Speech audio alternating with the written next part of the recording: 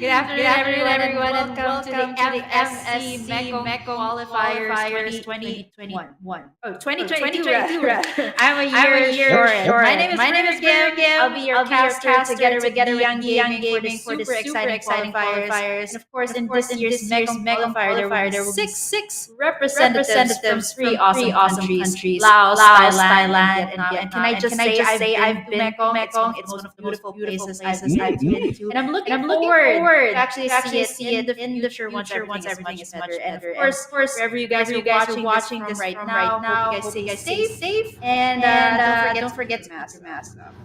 And of course, these three countries, Laos, Thailand, and Vietnam, will be competing for the total prize pool of $1,000. Of course, the prestigious slot in the Msc 2022, which will be happening, by the way, this June, July in Kuala Lumpur. So stay tuned for that.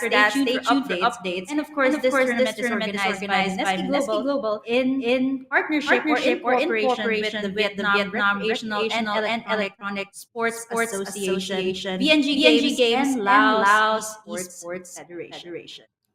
A little bit about these partners that we have. Viresa, or Vietnam Recreational and Electronic Sports Association, is the SEA Games 31 esports organizer in Vietnam. VNG Games is the Mobile Legends Bang publisher in Vietnam, and Lao Esports Federation is responsible for Lao big esports events such as the 31st SEA Games Qualifier and other international tournaments. Yeah, and the Msc Mekong is also considered as a free Southeast Asian Games tournament. Esports at the 2021 Southeast Asian Games, which will be held, by the way, in the National Convention Center in Hanoi, Vietnam. Again, a beautiful place I've been to, and hopefully I can visit that place once again in the future. From the 13th of May up until the 22nd of May this year. Mobile Legends Bang will be one of the medal contested events in the 31st SEA Games. Yes, and then for the tournament format, we have the group stage and the final stage later on. For the group stage, we have a best of two round robin, and it will be held from today, April 19 towards tomorrow, April 20, and four teams will be qualified for the final stage, which is going to be in a best of three, double elimination, and a best of five during the grand finals. It will be held during the days of April 22nd towards the 24th of April. And the champion will be the one to qualify for the MSC 2022. Yeah, I think that's what everyone is gunning for. The glory, where actually the championship title, not only are you the MSc Mekong qualifier winner, you also get to compete with other powerhouse teams in Southeast Asia in MSc 22. And of course, aside from the prestige, you also got a whooping prize pool of $10,000 for the champion. We have $4,000 plus the MSc 2022 slot. The second placer, you got $2,500, followed by the third placer, $1,500. Fourth placer gets $1,000, and of course, if you're the fifth or sixth placers in this tournament, you still don't go home empty-handed. You got $500 each team respectively. So that's still a lot, right? You're just playing your favorite game, and you get to take home like awesome prizes. So thank you so much once again, Mouton and everyone organizing this MSc Mekong qualifier.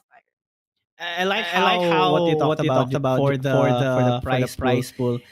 The higher the wins you have, the more cash prize you will receive, of course. And it will start today. Of course, we have our sets of games for today. Starting with Nightmare Esports versus Catty on this 2 p.m. GMT plus 7 followed by Nightmare Esports versus Vietnam. After that, our third series and final series for the day will be of Catty versus Team Vietnam. Tomorrow it will be followed up by I Do Not Sleep Prince versus Next Play Esports.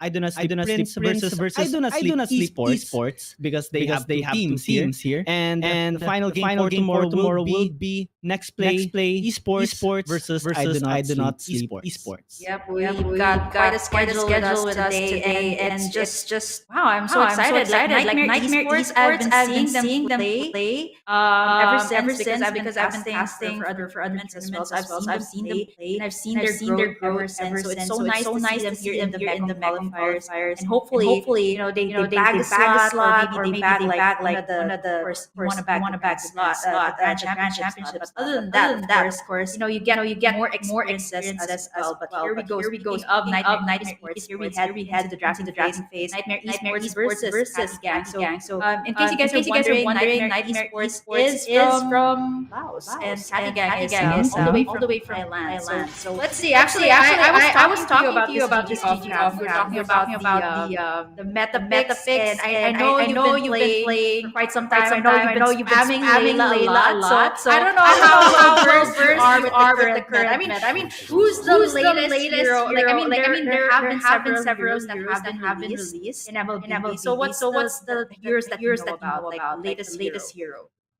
Well, I have been looking forward to Javier because of how insanely irritating he can be towards the game, and I have recently seen a match with it on the tournament here in the Philippines. So it can be a good meta or a good pick for these teams. But I'm looking at the bans right now. Well, Yeah.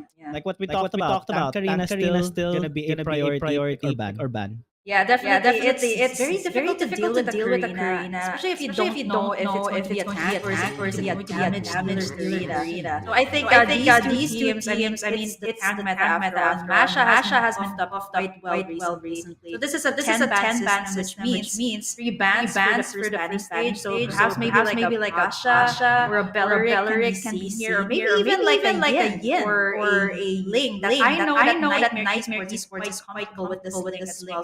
So that could be something that Catty Gang out. But looking at the bans here, GG, I think both teams are very well versed with the current the Masha, even I'm not so sure how to pronounce it.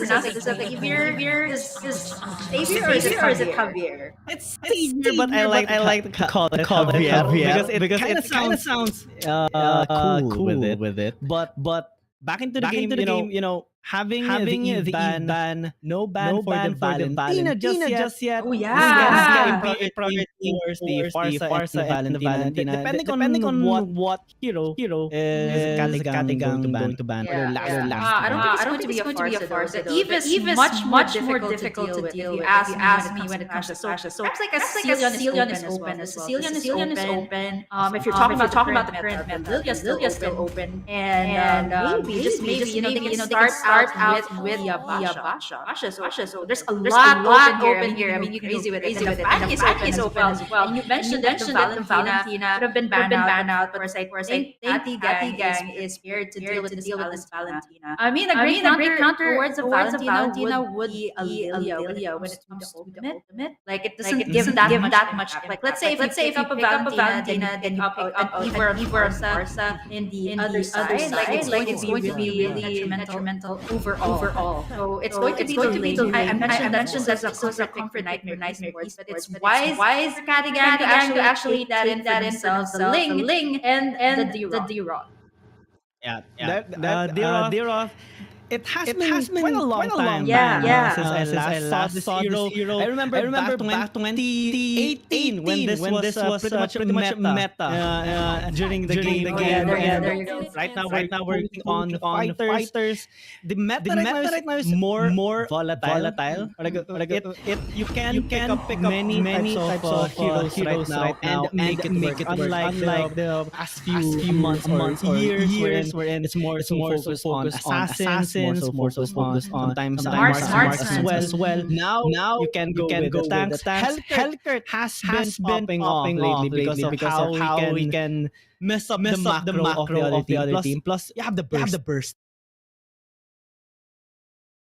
Annoying. I mean, I've gone up against Hellcurt in ranked matches, and it's so annoying when you're trying to secure turtle, you're trying to secure the door, turn off the lights, and then they can secure the objective easily, and at the same time, this Hellcurt can dish out like mass. Fun is all that matters.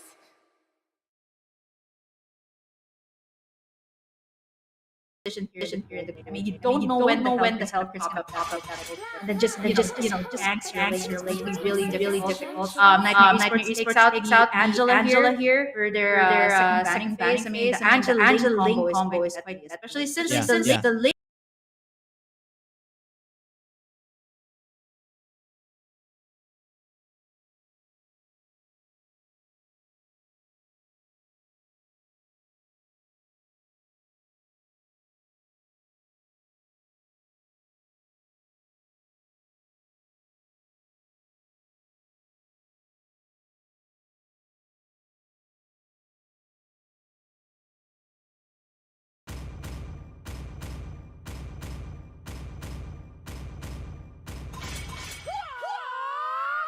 Wipe out all the injustice in the world.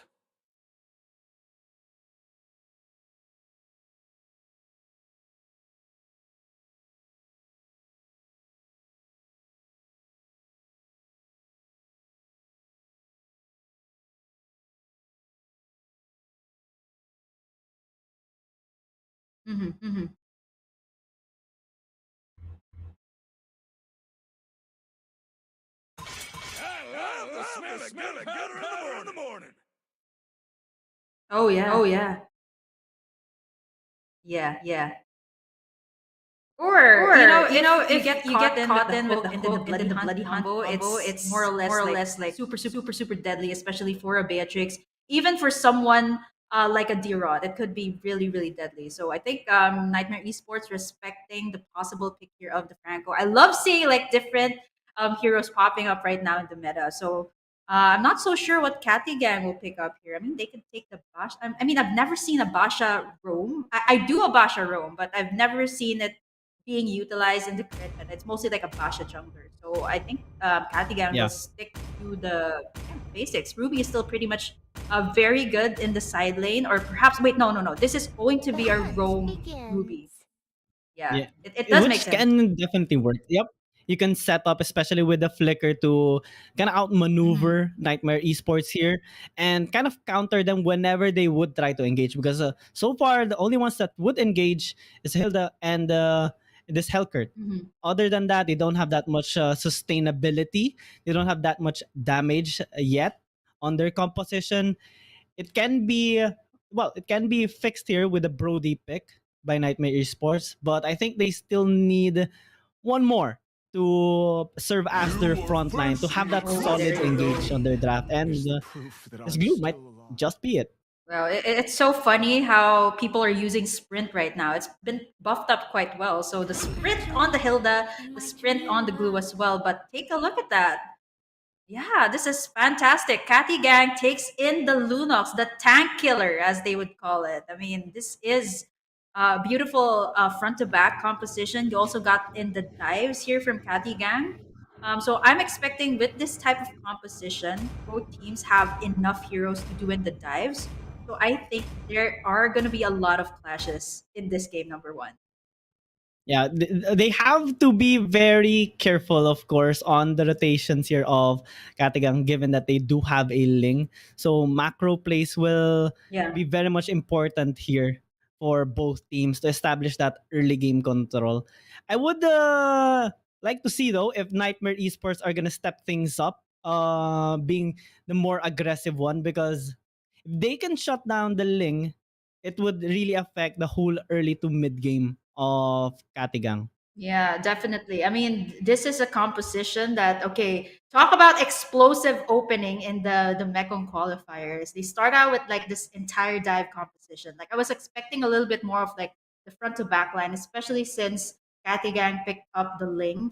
So like what you mentioned, I am looking forward to this. The rotations will really matter here for both teams, especially since they have the tool set or they have the kit here doing the dives. And oh, this is the nanoship social combo. I've seen this before. I mean, they've gone with the combo of a Kaja in the mid lane. They've also gone up with a Lilia in the mid lane as well. And now it's so nice to see them adjusting to the current meta. But take a look at this. The early invades by nanoship. They're pressuring the purple buff. Yep, but Aika will be able to secure it with the retribution on. Yeah, this is what we talked about during the drafting phase. This is the responsibility of Nightmare Esports being the ones to try and stop this Link from having that early game access, because once he gets his buff, he's gonna try to rotate and try to make some ganks here on the side lanes. Might be in the mid lane as well because they have mini and he can actually set up for them. We're seeing Xenon Mhm. rotating towards the bot side jungle of Nightmare Esports to gain some information towards them. But other than that, this is a pretty safe start for both teams. Yeah, definitely a safe start. But you know, I am actually curious to this gold lane matchup. I mean, Beatrix is one of the most popular heroes that you see in the gold lane. It's also one of the top heroes that has been picked and banned in ranked games. So Brody is one of the less popular choices, as I would say. But I'm actually looking forward to seeing Nightmare Esports utilize it to the fullest potential. Especially since when it comes to range, this Brody has it. It's also quite tanky as well if you build it up to be that way. So yeah, this is going to be a very exciting match as the turtle will be about to. Turtle will spawn in just a little bit, and Nightmare Esports already positioning themselves in that side. But remember, Catty Gang has a Ling here that can just go up against this turtle, take contest it, but they're not going to do it. They're just going to play safe. Give out the turtle since Aika is having a bit of a problem, rotating, getting in all the resources because of what Nanoship is doing here with this build-up. Yeah, he's trying to really mess with the rotations right now, and it caused a bit of delay. However, What? Katigang now piling onto him. there you He's go. gonna get taken down. Glue a little bit late in that response, but he's gonna be able to escape successfully. Only one kill, but the gold is a little bit in favor of Nightmare Esports. Oh, definitely, because Nightmare Esports did secure in that first turtle of the game. But in exchange, Catty Gang does get the first blood, and it actually went to Aika. But look at the damage coming in from that Renner of the Beatrix. So yeah, they are gonna recall, play it safe in the gold lane. But Order of Brilliance here being popped up by Songhot. The Terrify here by Social.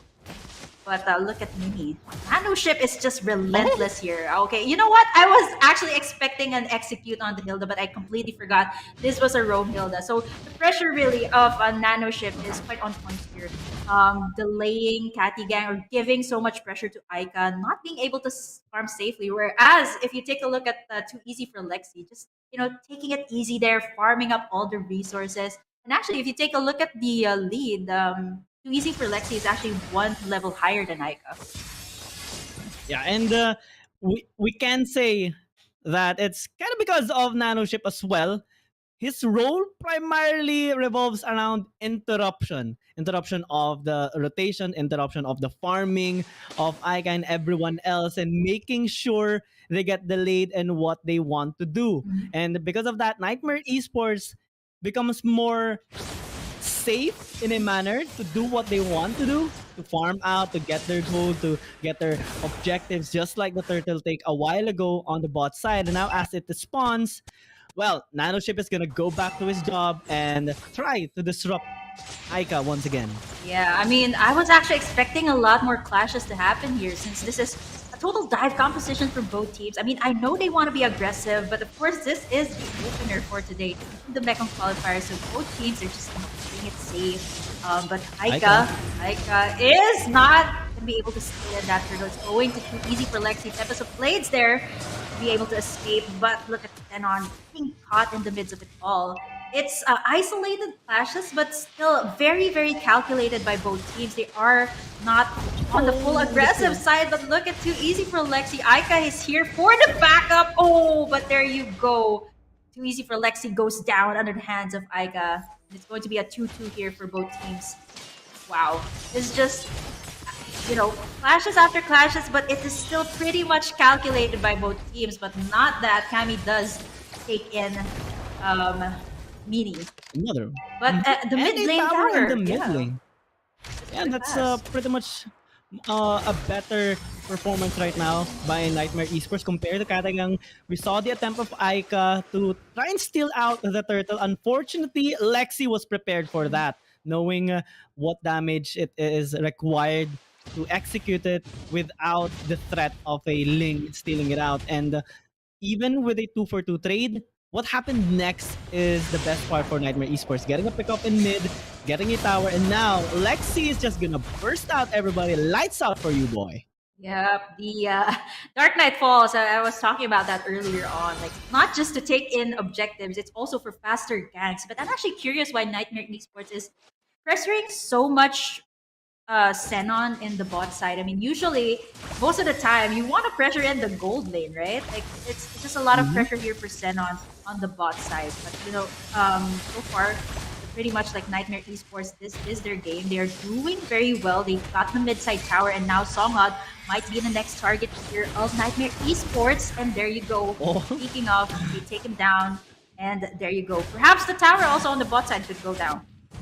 Yeah, because of Nanochip once again. And we have to take note that it's not the only one who's tanky. We have Jasmine as well, which tanked a lot of turret shots there, but it wasn't enough for Songhad to be able to stay alive.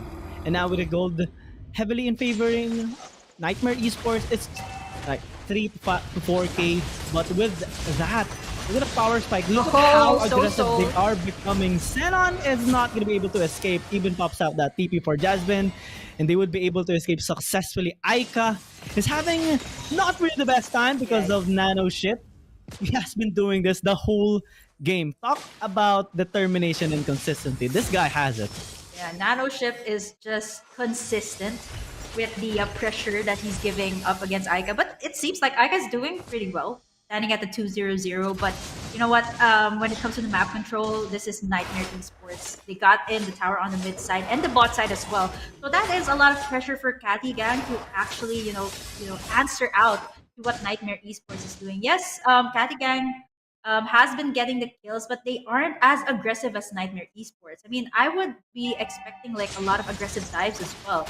You have the Lunox, you also have the Dirot here, but it seems like Nightmare Esports is the more aggressive one here as they answered out by taking in the tower. Look at what Jasmine is doing. So much zoning. This guy is insane. I mean, I've seen him on the Uranus buying so much time for Nightmare Esports, and this time in the Mekong qualifiers, he is also doing this very same thing. I love how Nightmare Esports is controlling all the lanes here, top side, the mid side, and the bot side. And now Nightmare Esports, they just have to keep taking in towers, and perhaps the next objective could be the Lord here. And if you take a look at Cammy, he's just having a fantastic time farming here. Just BOD and the Wind of Nature there.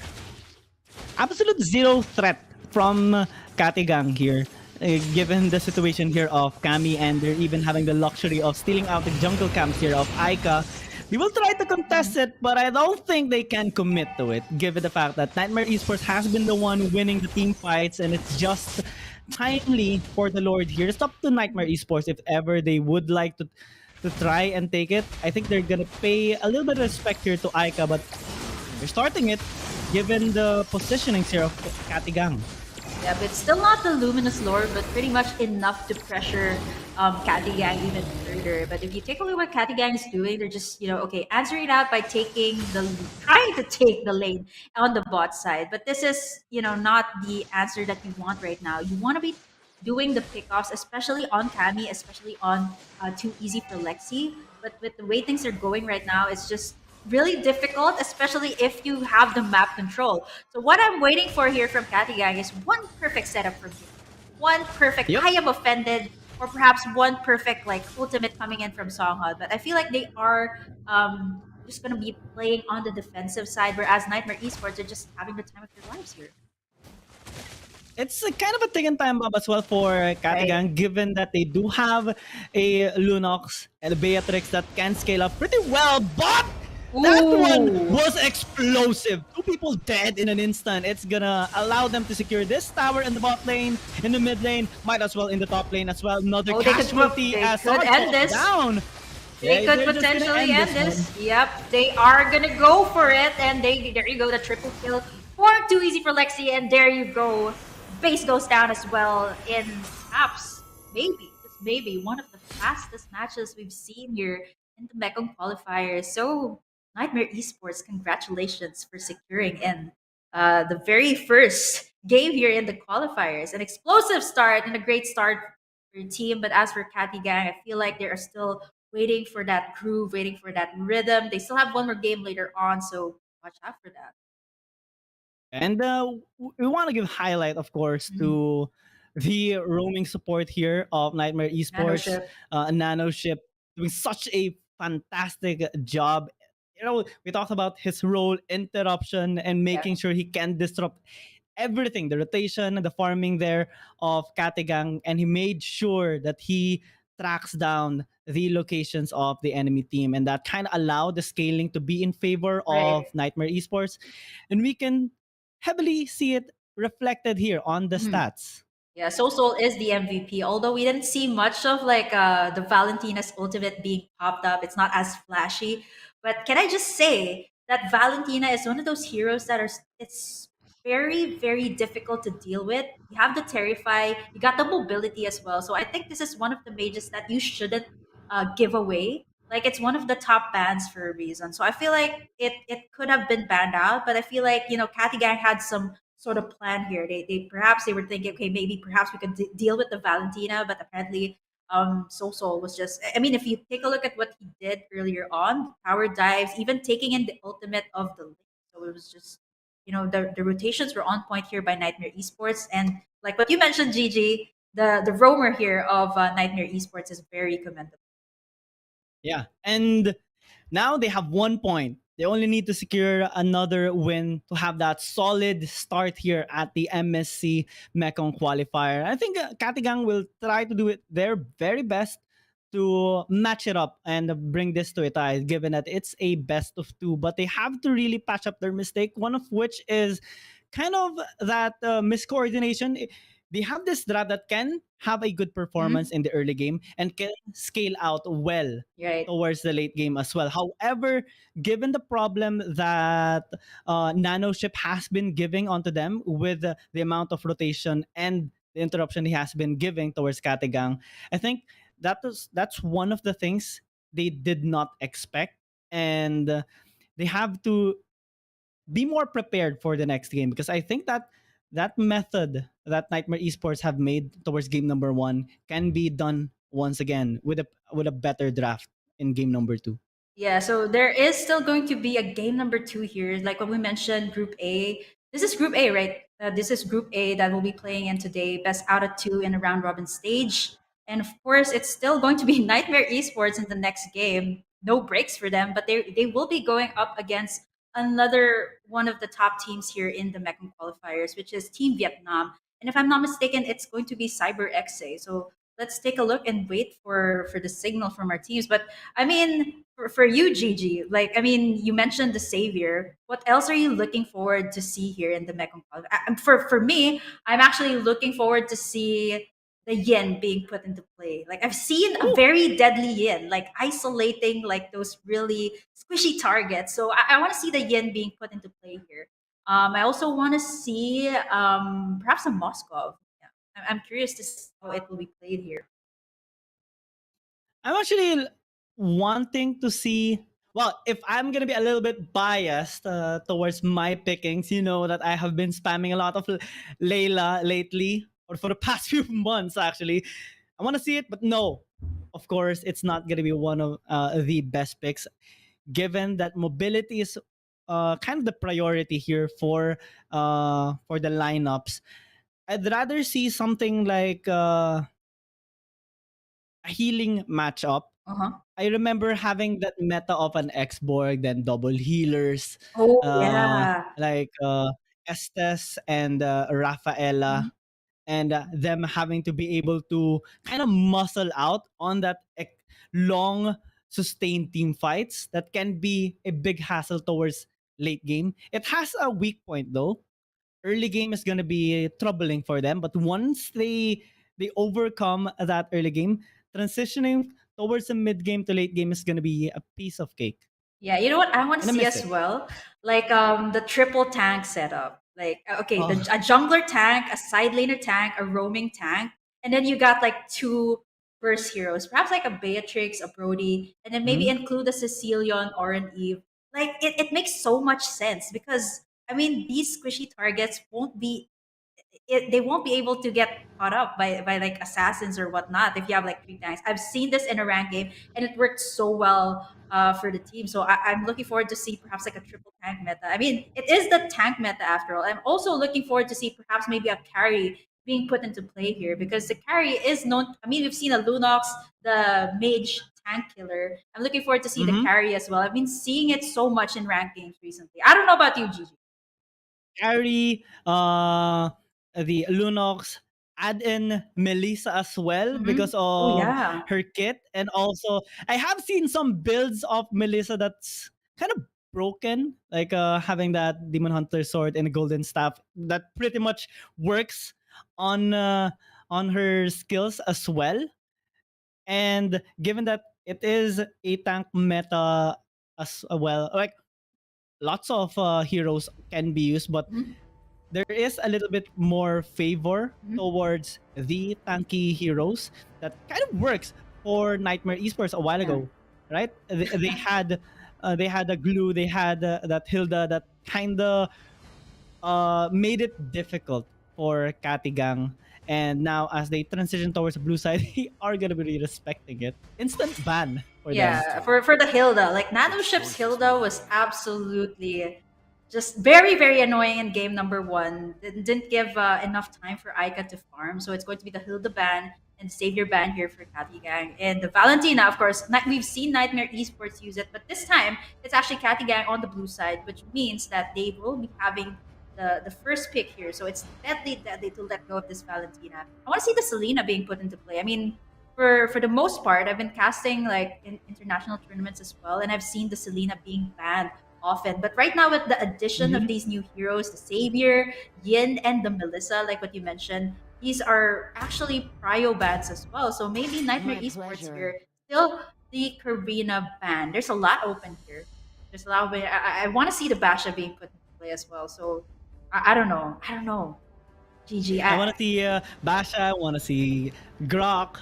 I want to see all those Yeah, Grok tanks is open. being in the game because Those picks, those heroes are what makes the game kind of more interesting and how the team fights will happen. There's a lot of respect Katagang Yeah. is giving towards Nightmare Esports, and we do understand that they pretty much had the most fantastic games so far to start off this MSC a Mekong qualifier, and you do have to pay dear respect towards those picks.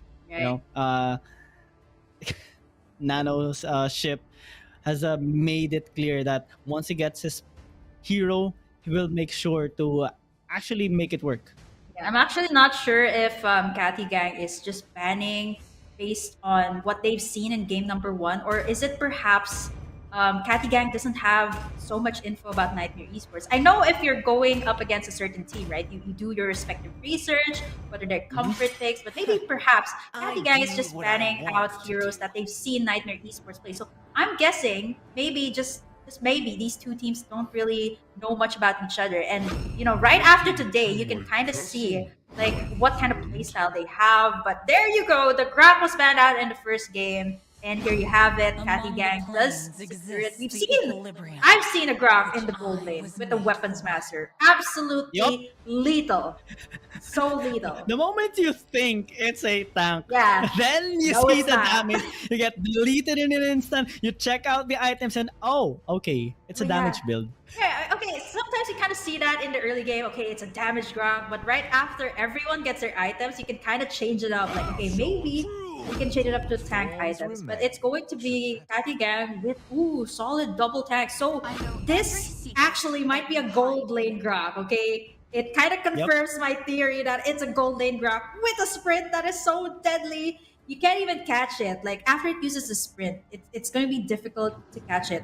But Nightmare Esports here has their comfort picks as well. I mean, this Eve was banned out, and you got the Esmeralda. Great choice here for Nightmare Esports to pick up, especially since the Esmeralda can deal with the Eve. So right now, the only problem here for the Eve is the Lancelot. Maybe perhaps Nightmare Esports, if they want to go for the conventional bans, a great way to answer this would perhaps be like Catty Gang banning out the Yu Song.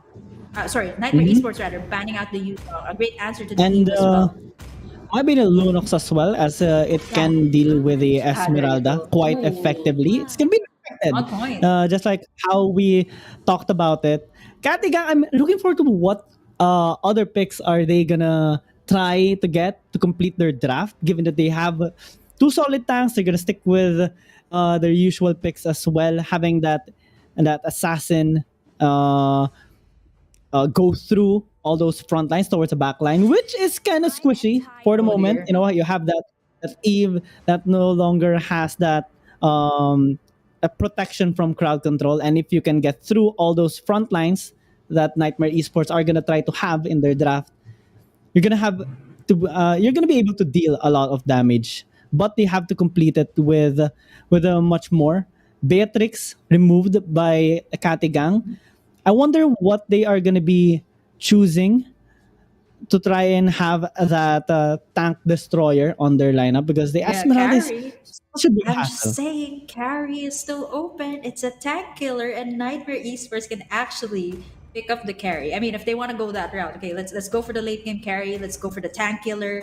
They can go for that. And the Lilia ban here, I was actually expecting Nightmare Esports to pick up a Lilia, since the composition here of Catty Gang is more on the pickoffs. You have the Franco, you got the Lancelot, but they still went with Eve. But I mean, Eve is a great choice. So I think Nightmare Esports is going for that traditional front to back line composition. You got the lane to do the cleanup, and then you got the Eve to dish out massive damage from the back lines. And you also got the Esmeralda to zone everyone out in the front line. So now Nightmare Esports has that great type of front to back, like what I mentioned. And as for Catty Gang, it's still the melee type. Like, okay, you got the pick off potential here, but they still don't have much AoE. But Nightmare Esports, their lineup is looking deadlier and deadlier after each pick. The 1-1, which is great This is up a good against melee yep. hero. This is fantastic. Melee tanks, you can just outmaneuver them. This is one of the heroes I'm kind of looking forward to see on a double tank against a double tank lineup, and it coming into play makes me think that okay, Nightmare Esports are really going for this second game. They want to establish this 2-0. Katagang, they have a good draft so far, but there's a lot of weaknesses showing up. One is the Esmeralda, two is the 1-1 later My damage. favorite. My favorite. There you go. Pick up that Sicilian Catty Gang. Pick it up. I know you guys want to pick that up. Yeah, pick Lock up the it up. Sicilian. Lock it in. Yo. There you go. I was talking about this earlier on GG. I mean, it isn't a triple tank setup here. It's a double tank. Pretty much good still. You got the Sicilian covered. You got the Popple and Koopa for the pokes. This is a great answer from Catty Gang. So they got the burst. You also got the damage. And if you're talking about the Popple and Koopa, this is an absolute lane bully. Okay, if you're talking Yep. about the 1-1, someone that can go up against it is the Popple and Koopa. So I'm looking forward to see this different type of setup in the gold lane because for the longest time, I've only seen a Beatrix and a Click going up against each other for like so many seasons already. So I'm so happy to see this. The Popple and Koopa and the 1-1. Yeah, finally, it's a change. Yeah, and a change we definitely have been looking forward to. I like how they picked up the Popple and Koopa as well against the 1-1 because you have that single target dear. crowd control that can set up or at least interrupt the mobility of the 1-1. But this one, this Ooh, the last pick, Atlas. Bye-bye, baby Atlas blue. for the setup. Yeah, it could be a bye-bye for Catty Gang if you get caught up with the instant purify from the side of Catty Gang. It's so respects funny. Like when are they picked paid. up the Atlas, it was just instant purify from Songhod and Raiden. They were like, So, nope, nope, not we're this just again, not having not this again. Atlas. Cleanse. Yeah. I mean, a great answer to the Atlas would have been a Diggy, but since considering that Catty Gang picked up 2 tanks already, it kind of makes sense that okay, yeah. Wait. Okay, so it's an XP lane Grok. It's an XP lane Grok and a gold lane Popple and Koopa. So still pretty much traditional, but I'm expecting this to be the sort of lethal and tanky type of Grok for the side of Catty Gang. I'm also kind of curious what will be the interaction between, it's a Grok versus an Esmeralda, I'm assuming. So, given the Esmeralda sustain in the lane and how a bully she can be towards the lane as well, it may be a bit of a hassle for the Grok. Yeah. Man, Nightmare Esports, they got a very fast game number 1. Will it still be the same here? I mean, they got Sicilian here, which means that Catty Gang is actually expecting or they are preparing for the fact that this game will head into the late game. But, look at Bye Bye Baby Blue. Just some pressure here, enough pressure here for Nightmare Esports. Contest for the Little Wanderer, but it's going to be, nice. Aika does secure it with the Retribution. Fantastic early game so far here by both teams. A slower start, rather. But as we have assumed, and on the top lane, there is Jasmine trying to win that 1v1. He is winning the 1v1, but now it's a 2v1. Yep. He's trying to escape. This is so funny. It's like 2 tanks. Make that 3 tanks if you include Esmeralda. Jasmine, Rock Block, and Aw. First Blood. Sealing the deal. Midi from the side of Catty Gang this time. But this is pretty much the same thing for Catty Gang. They did get the First Blood in the first game. But right now, what matters is how they will utilize this to the fullest. I mean, this is pretty much the same thing that they had earlier on. So now, what Catty Gang needs to do is secure in that objective, something that they lacked in the first game. They need to play this out more safely. Other than when compared to the first game, they kind of were pressured a lot given the fact that they were being bullied all throughout, especially because of that Hilda. And now they're just gonna play this safe. Getting Bye-bye, that pick up Baby onto Bye Bye Baby Blue is gonna be amazing. Iga picks Bye-bye up for the you. kill. Turtle is being started here by Nightmare Esports, but it's being contested. Sinon will get that steal. Give that man a medal because that steal was amazing. And here comes the reinforcements from the base. Katagang losing 2 members, even though they got the turtle. Casualties are going to be a big thing, and they have to escape. Aika will be able to do so, and just in time for his purple buff. Fortunately enough, there were not more casualties right after Bye Bye Baby Blue. But still, it evens out the game right now. 2-2 is our score. Beautiful initiation coming in from Mini. So yeah, I was right. This is Mini on the roaming role, and it's a side lane Grok. I'm right again. It's a weapons master Grok on a sprint. So it's the little Grok here for Catty Gang. So again, looking forward to see the pressure. This time, Catty Gang kind of has an answer to what Niightmare Esports is showing. So this is pretty much a great start for them. Yeah, I'd like to remind as well that there has been a swap of player here for the side of Niightmare Esports. Bye Bye Baby No Blue. longer is Nanoship here. It's replaced by Bye Bye Baby Blue. That's why we have this insane respect towards the Atlas with 2 cleanse.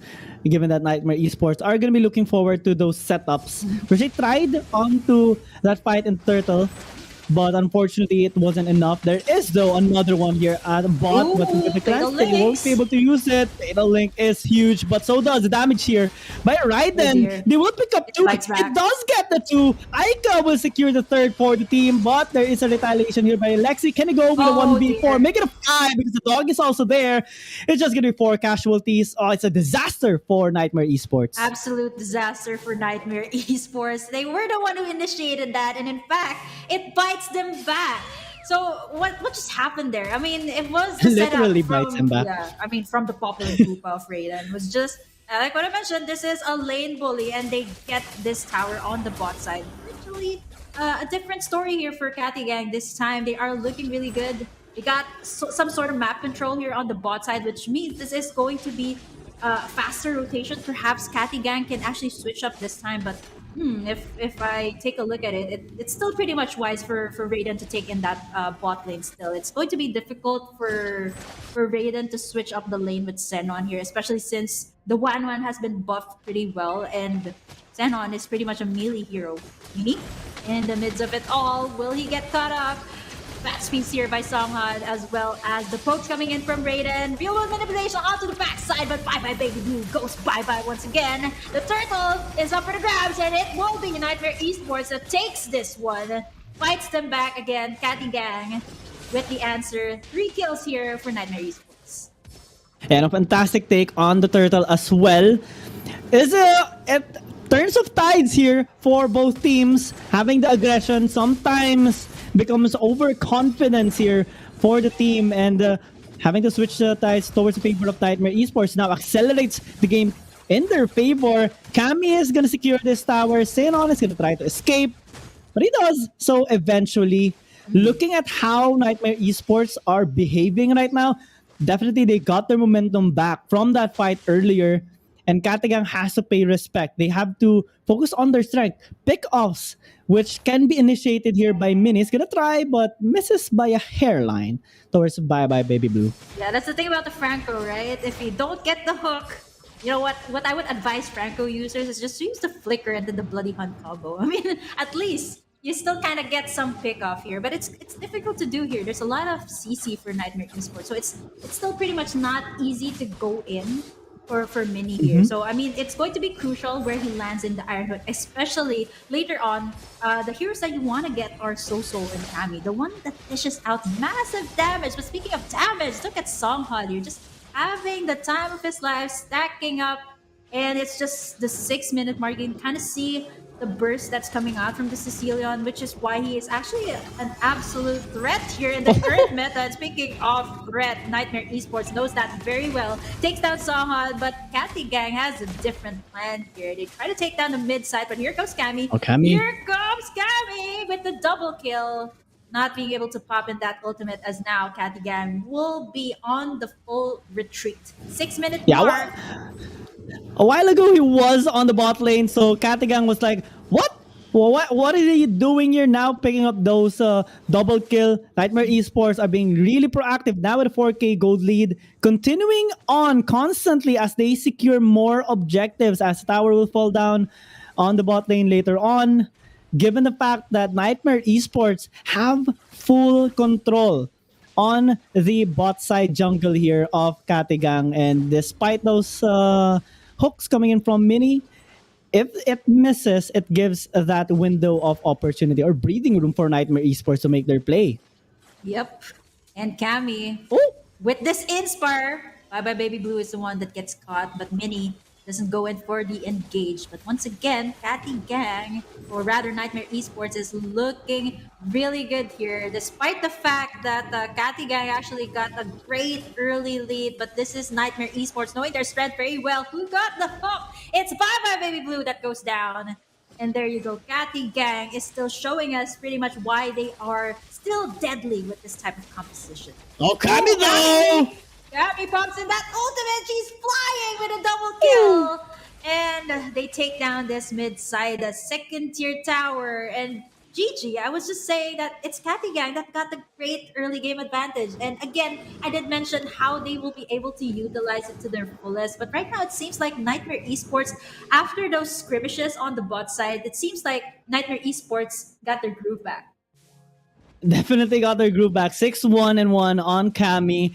He is so ahead against the gold laner here of Katagan, which is Raiden, level 11 to level 8. That is how far this 1-1 is into the game already. And we have seen him spending a lot of time on the bot lane, just farming. Katagan is trying to set up here. Oh, it's a nice ultimate by the Atlas. Comboed with Soso with that real world manipulation and with the front lines down. The transitioning toward the back line and it's just flying over every member of Katagan. Almost got the kill onto Songhod as well. They're happy to disengage with just 3 because maybe not so. There is Alexi on the backside, inside the base, no problem. He's gonna fall out.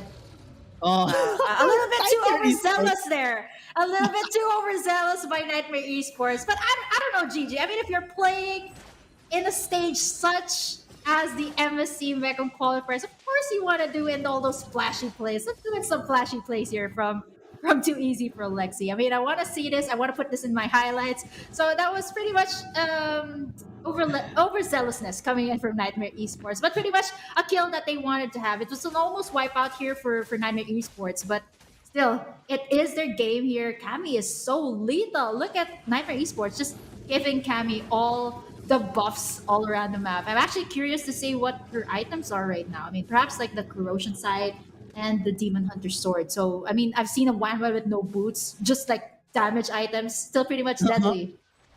Especially if you have enough front lines or like the peel is enough coming in from your allies.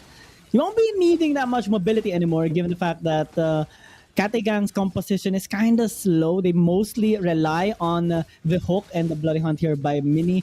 They have full control towards the Lord. Jasmine is being the irritating zoner, just like what you said. Yeah. They buy a lot of time. Here comes Kami once again. They double kill already. Might be a kill. Can he actually get a Savage?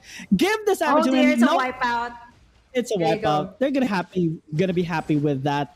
And well, it's pretty much the game heavily in favor of Nightmare Esports right now. They got the Lord too. 10,000 gold lead, and they just can go for the end. Yeah, they can go for an end. Not unless, well, the timers aren't so deadly yet, but Kami gets the hook here from Mini. Beautiful shutdown here by Mini, taking down Kami, but still, there are 4 members of Nightmare Esports still up. You still got the Lord, so they pretty much still got 5 members here, evening out the ball game here. Says, oh, too easy for Lexi. The Purify being popped up here by the members of Catty Gang. They are a little bit too deep. The Lord goes down, and now Soul and Jasmine has nowhere to go but back. But that's pretty much a successful defense here from Catty Gang, still holding on for this game. Yeah, Catty Gang still alive. Nightmare Esports attempted to end the game earlier. However, it was unfortunate for Kami. Now with another hook, this time towards Jasmine, they will secure another pickoff. And this is where Catty Gang strives. When they get the proper pickoffs, they kind of get that edge for the next team fight, in which Nightmare Esports has to decide to fall back, even if they do have the lead in terms of gold. Because if you get the pickoff towards the carry, Katagang will just outmuscle Nightmare Esports. Yeah, I was talking about the hooks coming in from Mini, and he actually did it. But now it is Bye Bye Baby Blue looking for that setup, but he's the one that gets caught up in the mids of it all. But here comes Kami with the re-engage. He's flying once again, and it could be a wipe. Look at the damage coming in from Kami. treasure from Songhad, but it's just not enough as Lexi pops in that emoji as well. 2 members left here for Catty Gang. Can they still hold on? I mean, Kami, yeah, Minnie did get that hook earlier on, but how long can Catty Gang hold on? But I mean, I do have to commend them for a very successful defense here. Kami really, really trying to go in for the tower. This could be the possible end here for Niightmare Esports. Tempest of Plagues, but Kami with the tower lock takes in this game. And it's going to be Niightmare Esports with the 2-0 up against Catty Gang.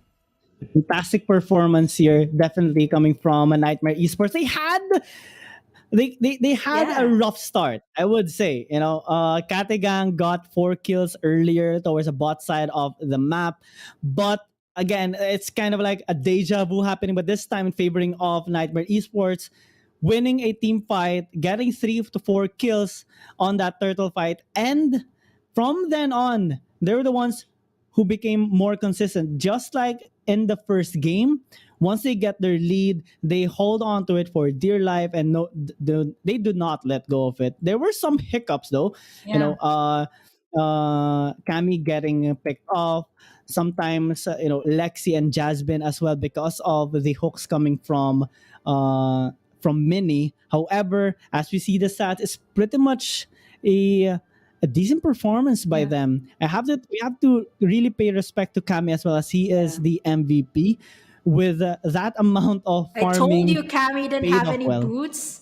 It's the one No one with boot. no boots. Yeah. I mean, I've seen this. I didn't know it's actually being used. I mean, most of the time, like, you go for the attack speed boots, right? And this time, Cammy's just, okay, let's just go in for those full damage items on the one. And I actually did fantastic. I think he was able to pop up the ultimate so many times in that game. I mean, I couldn't count there's so many people flying in that game.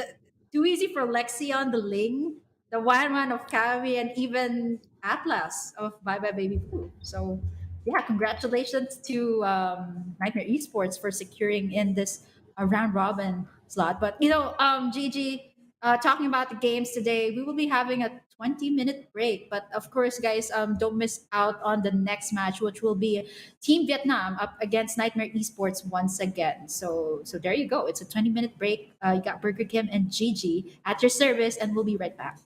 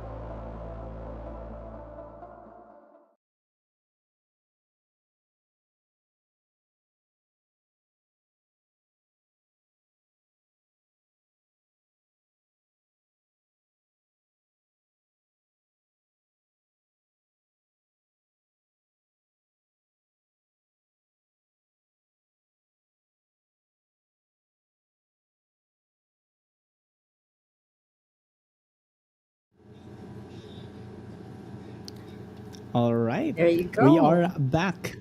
Yeah, welcome back to MSC, the Mekong Qualifier. And again, we are your shoutcasters. Giyang Gaming here with me is Burger Game.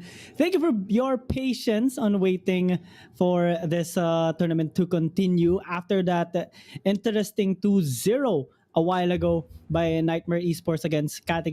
They this time will face off against Team Vietnam in a best of two series once again. And to think about how they performed in the past series, well, it was really good. However, I Mhm. think there are some things that they need to patch up to have a better performance if they want to maintain their solid standing as of the moment.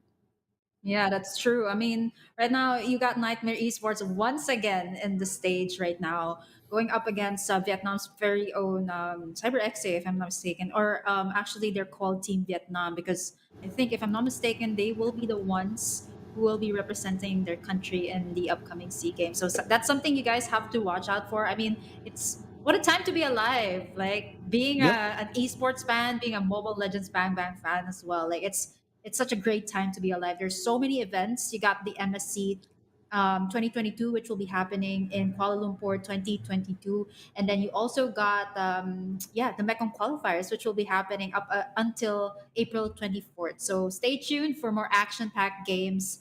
But once again, this is the second round robin stages for today, right, Gigi? Mm-hmm.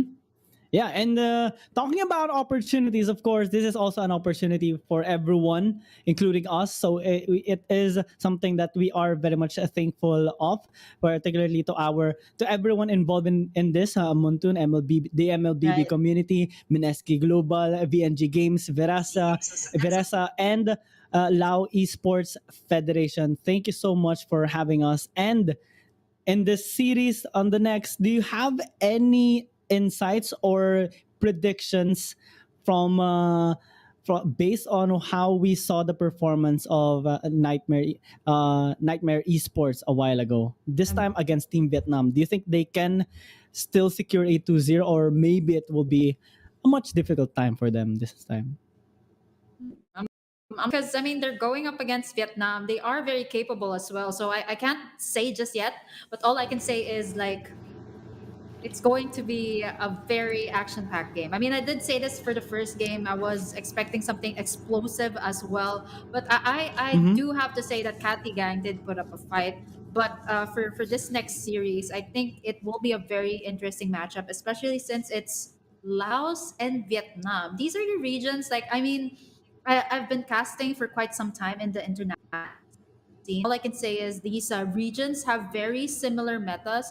If I'm not mistaken, they also know each other, or maybe perhaps like they Mm-hmm. go on scrims together as well. So I think it's going to be very fascinating to put all those things together here in the Mekong qualifiers, especially since all of them are actually vying for the top spot here, or the spot to actually be in MSC 2022, going up against like powerhouses like the Philippines, Singapore, Indonesia, all of these regions they will be going up against in the MSC 2022.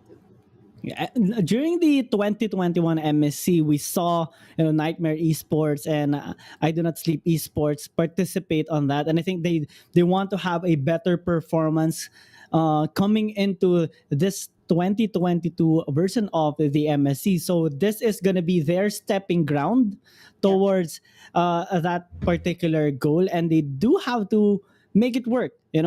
Improve on themselves constantly, and also make sure that they patch up their mistakes, because no team is perfect, of course. Right. There are some lapses here and there, but it's when you actually become quite consistent on fixing up your mistake and also improving at the same time, not only as an individual or as a player, but also as a team in terms of your coordination and how sync you are.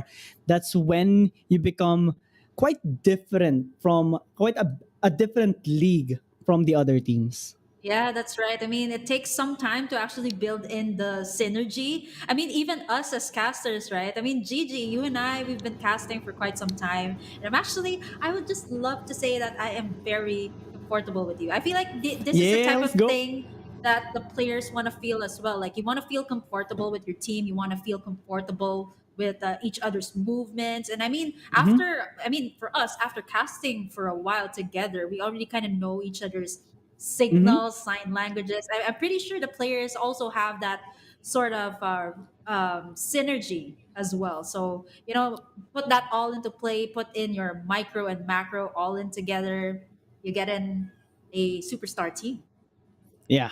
And that's what builds that superstar team that most teams are trying to have right now, especially that, MSC is huge. Yeah. MSC is huge. And a lot of teams, Titans are going to be qualifying in that. And if you want to be able to have that fighting chance against them, you have to do well in here. I want to talk about, I Do Not Sleep Esports and Nightmare Esports, particularly as they have qualified for the 2021.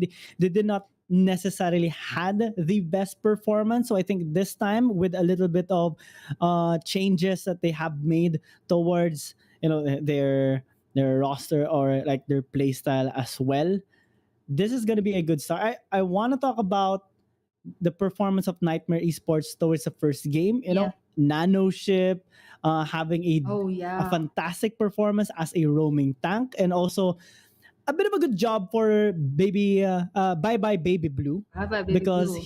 he was gathering a lot of information, getting some vision, and setting up for the team. However, he had suffered more casualties than he necessarily needed to. So I think that's one of the things that they can actually work on. But for Cammy, spot on that one. Yeah, spot on. Like, I can't even count how many times Cammy was flying in that game earlier. Like, perhaps like more than 5 times he was able to pop in that ultimate. So perhaps, I think for this next match is like GG. We've seen a 1-1. We've seen the tank meta being put into play as well here in the MSC Mekong qualifier. So I'm looking forward to see more. Like perhaps the Melissa. We've seen already the Valentina. I mean, Please, most of the time Melissa. it's been banned out. So yeah, and the Masha as well. Like these are staple bans. Like for the past few patches, it has always been like a Valentina, Selena. But this time with the recent buffs in the with the tanks, it has gone like a different way. So the Masha and the Ling, of course, Team Vietnam has been doing their research. I feel like they've been watching the previous games of Nightmare Esports, and they take out the Ling as well, which seems to be a comfort pick here for Nightmare Esports. Well, no ban on the Hilda just yet. I think that's one of the heroes that they should ban. Oh, well, it's Bye Bye Baby Blue that's playing as the roaming support right now. So maybe that's one of the reasons they're not particularly banning out the Hilda, which was an immense amount of threat towards them during the game number one, against Catty Gang. But in this game against Team Vietnam, I like how Nightmare Esports are removing some of their weaknesses towards their game number two Yeah, the versus Franco of Katigang. Mini. Mm-hmm. The Yeah, hooks that can kind of tilt uh, a decision or like a plan for a team. right. Oh, the Wan Wan as well. Yeah, speaking of the deadly combos, the Wan Wan of Kami was absolutely lethal in the first series. And Team Vietnam, like what I mentioned, they've been watching closely. They've been keeping their eyes peeled for possible comfort picks here of Nightmare Esports. It's going to be respect bans here as well as Nightmare Esports. The Franco was just even if you don't land the hook, it's still pretty much a threat, or perhaps like a sort of it's more of like even if you don't land the hook, it's pretty much like still scary. Even if you Mm-hmm. like do that hook, right? Like even if it doesn't land, it's still pretty much a threat to the side of Nightmare Esports, and it's going to be the Valentina. Quite surprising here, since Nightmare Esports does have the first pick. So Team Vietnam, they got the last ban here. What's it going to be? Is it going to be against Too Easy for Lexi? Is it Bye Bye Baby Blue, or perhaps even Jasmine's heroes? Jasmine has been using zoning heroes quite well, the Esmeralda, the Glue. So perhaps they can take out perhaps Cammy's heroes, Jasmine's heroes here. Yep. I'm also quite confused as you are on the Valentina pick, because they did pick it up first on their game number one against Catty Gang, and they even drafted a solid engaged composition. Hilda still going to be respected here by Team Vietnam, despite Nano Ship not being on this game number 1 of Nightmare Yeah. Esports. I'm wondering what they would pick up. A lot of heroes Maybe are the available. Eve. Yeah, the Eve. It seems like Nightmare Esports loves to go in for that front to back line. I did mention this in game number 1. Perhaps they are And they did setting it up in for game number 2. something like this. Yeah, perhaps they can go for the same thing. Like, Oh! yeah, it could be. It could be the Eve and a Karina combo. We've seen this panned out earlier on by Catty Gang. They did their research, and now it seems like Team Vietnam is willing to let this go. They prefer to let them have the Karina over the Ling. I mean, the Ling is so difficult to deal with. It can split push, it can steal objectives. But of course, Mhm. speaking of meta picks as well, I mean, this is what I'm talking about. This is what I'm loving so far in the current meta. So many heroes that are quite OP in the recent patch. Tanks is one of them, and Grok is absolutely doing well in the current meta. One of the top picks, and its win rate has actually improved so much. The Beatrix and the Grok combo, if used properly, could be deadly here for the side of Nightmare Esports. Since so far they only Oh. have a Karina, but a change of heart here from Vietnam, going for Yeah, the Savior instead. Savior. Looking good. I think there has been so much favoring on the Savior because of like how much range. damage it can deal, like the range as well. Karina, Vision, yeah. Eve now gonna be like the option, just like what you said earlier. They And were going since for the this. Beatrix wasn't locked in earlier by Team Vietnam, Nightmare Esports are gonna be more than happy to take it instead. Yeah, more than happy indeed. Because you know what? The Eve, I was actually expecting that they would pick this up since they banned out the Valentina. I mean, what's the greatest threat up against the Eve? Not just the Farsa, it's also the Valentina that can, it can copy anything, right? It can even copy your skin. So if, guys, if you don't have Copy. if you don't have the skin that you want, and then your opponent's got your dream skin, all you gotta do is pick up that Valentina. No tank, pick up the Valentina. Oh, No you want that marksman, pick collector up the skin that your opponent Valentina. has? Oh dear! Pick up the Oh my! Fanny! Oh, this is beautiful. This Oh, is okay. we're going on I've an seen exhibition this. match. Yeah, this is going to be beautiful. I did say it, right? I did say it. Nightmare Esports had a fantastic first game, but this spices things up for Team Nightmare Esports and Team Vietnam. The fanny pick for Joe. This has been a And respect you have a ban. Grok. The Oh Grok my. and the fanny over here. If you put up the Grok, the barrier coming in for the gorgeous barrier from the Put Grok, it on, then you in got the front of fanny the to Eve. spam in the skills. Oh, Mm-hmm. beautiful, beautiful setups from Vietnam. I was saying that yes, they still don't have a roamer here for Nightmare Esports. Smart man here from Team Vietnam. What is the counter to a fanny is the crowd control. Obviously, number one pick would be the Kufra. They take it out. Smart choice from Team Vietnam. Surprising everyone, even Nightmare Esports themselves. So I think right now, Nightmare Esports still pretty much got it. They got the Eve for the crowd control. They still Mm-hmm. need someone to control this fanny. Yeah, and well, one of the counters or like a good matchup for those who have high mobility in terms of dashes and stuff might be something like a Phobius, but do you think it Oh. can be a good option here for Nightmare Esports, given the fact that, well, even if the Phobius would try to stop this Fanny, there's still that threat of the Savior that can burst them out, and they haven't even picked up their marksman yet. Oh yeah, that's so much range, right? You got the Savior. Savior's kind of like okay for everyone who hasn't tried out the new hero Savior yet. It Try has. it out. It's kind of like think of Layla and Moscov's ultimate all in one. If Moskov and Layla had a kid or a child, it's Savior.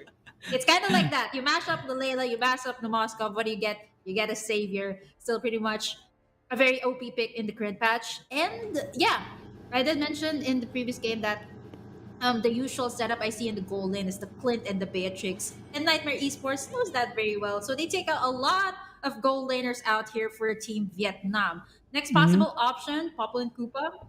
Yeah, Popple and Koopa would be a great pickup here for Team Vietnam. Or perhaps the Brody. Or maybe even the... Oh wait, the Wanman's taken out. So maybe the Brody. Yep. Ooh, but they take the Ruby as well. I mean, this is one of the heroes that can also counter the Fanny. This is so smart of Team Vietnam. Yeah, they're building towards the Fanny pick here.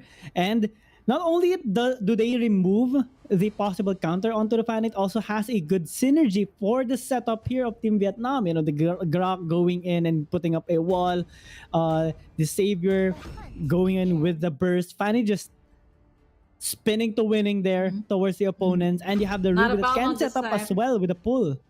Oh, interesting enough, they pick up the Cho and the glue. So somewhat an answer to Team Vietnam, but this is really, really Damage scary for Cho? Team. Yeah, it's a roaming Cho. Oh wait. Er, Okay, 'Cause if there's you're talking glue, about right? there If is they a want glue. to I mean, stop the the Fanny, glue can be the XP. So this is the thing. This is what's nice about Mobile Legends. You have all these heroes. I mean, the Cho is classified as a fighter, but sometimes you see it as a roaming Cho. Most of the time, actually, in the current most patch, you see it. it's a roaming tank, right? Oh dear, this is so much burst from Team Vietnam. You got the range, you got the setups, you got the You burst, have a and right now the Claude. Oh, only one to control this Fanny is the glue and the Cho here. So yeah, it's going to be a Roman Cho here for Nightmare Esports. you have a Claude as well here for Team Vietnam. So that's a Solid lot big Cho. of team fighting power for Team Vietnam. Even on small skirmishes, they can win because of the Fanny pick. And well, it's gonna be a tough time Yeah. here for Nightmare Esports. Even if they have a good amount of front lines, make it kind of like 3 because the Karina can serve as a front line as well, along with the glue and the Cho.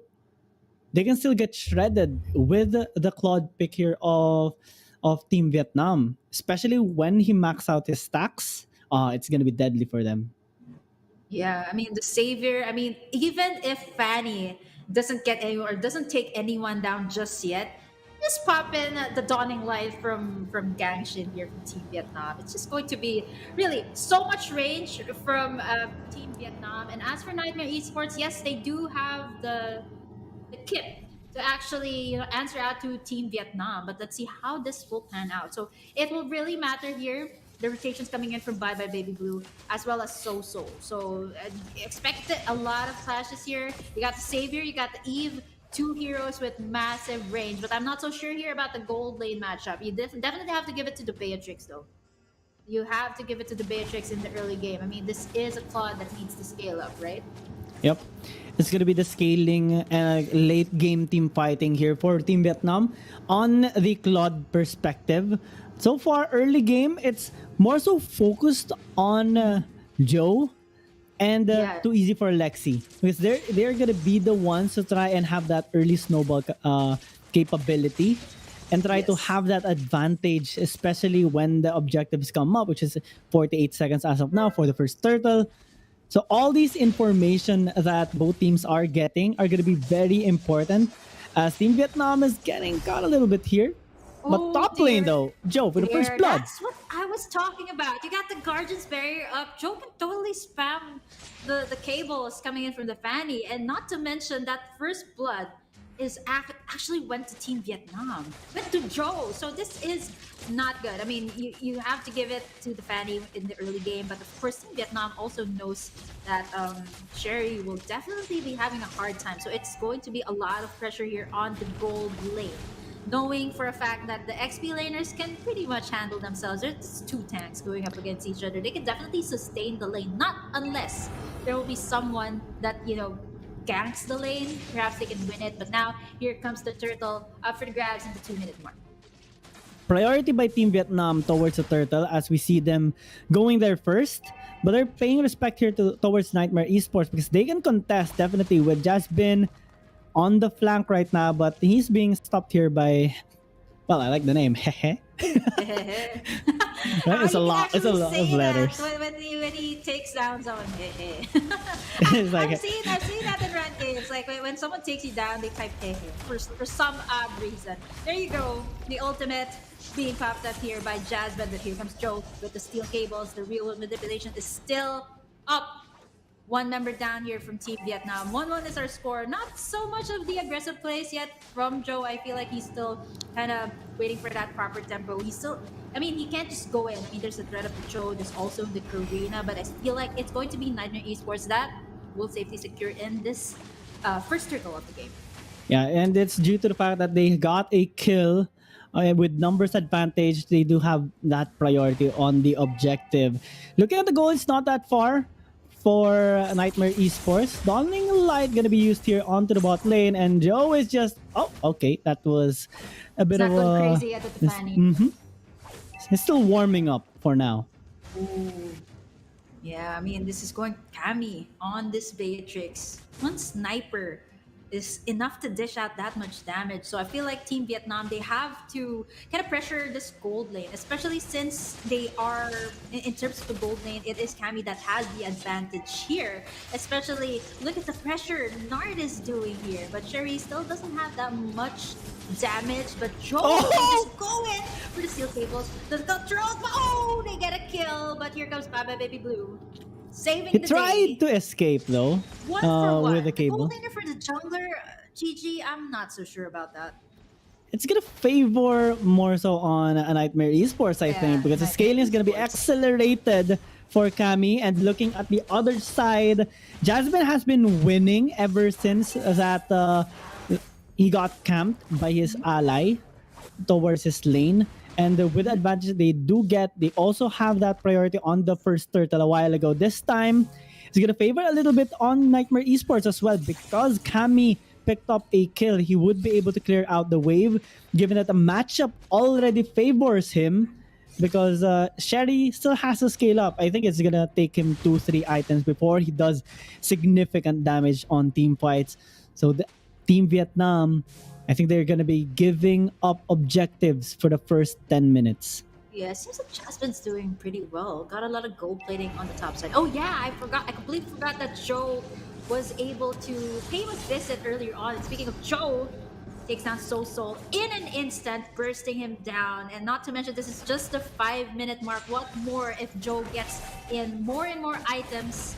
Here comes Team Vietnam, trying to secure in this turtle, but of course Nightmare Esports will not just let it go right now.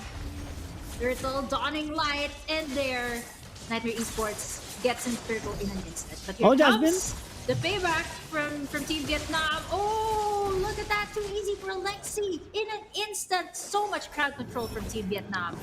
And this is what's scary for Team Vietnam. Yeah, they do give up the objective, but it doesn't mean that they can't put up a fight. When the setup was made here by Hey, Joe just instantaneously goes in. We see the struggle right now. As well? Like, hey. Should I laugh at it? I don't know, okay. Oh, okay, this time, we've seen a graph with the Weapons Master. I actually just noticed his emblem right now. It's a high and dry emblem and the flicker emblem. So, you just want to go in for the stats, you want to go in for the skills. But here comes the on the bot side, here comes the entire cavalry, and they get what they want, which is the bot side tower. Team Vietnam looking really good. They got the kill score lead. They also, well, unfortunately, despite the number of kills they have, it seems like the gold lead is leaning more towards Nightmare Esports. And because of their farming, they also get the turtles so far. Both of the turtles were taken by them. Just trying to play this out safe. Bye Bye Baby Blue is relatively tanky, and since it's a tank show, so it's not gonna be the target hero here for Team Vietnam. On the other side though, Jasmine is going for a 1 versus 3. Not scared at all. He is bouncing like a ball here with a face. Yeah, I call it like jelly. Jelly. Well, yeah, it is. It looks like it's making me really hungry right now. Oh, with Nightmare Esports, speaking of jelly, Jasmine zoning out Gangshin here as they take in the mid lane tower. This is crucial for Team Vietnam, but also Nightmare Esports and Team Vietnam, they know their winning condition. They just take in the objectives, which is actually good here for Team Vietnam. They take in 2 towers as compared to Nightmare Esports, only taking 1. And the kill score lead in favor of Vietnam. But with this turret takes, Team Vietnam once again has pretty much the lead here. Yep, Team Vietnam set upping here in the mid lane. Dawning Light being thrown at their faces, and with low HP they have to retreat. Not for the Karina though, only by Baby Blue because he's the tankier one. And that will lead to them losing a turret. As the game progresses, Team Vietnam becomes much more scary in terms of team fight, especially that Joe picks up 5 kills already at 8 minutes. He's gonna be going on speed runs towards opponents here of Nightmare Esports. Even if Kami, Soul are quite fed, or like they deal a lot of damage later on, this Fanny can still burst them out. So how do they fix that right now? You have Jasmine, you have Bye Bye Baby Blue, but will it actually be enough?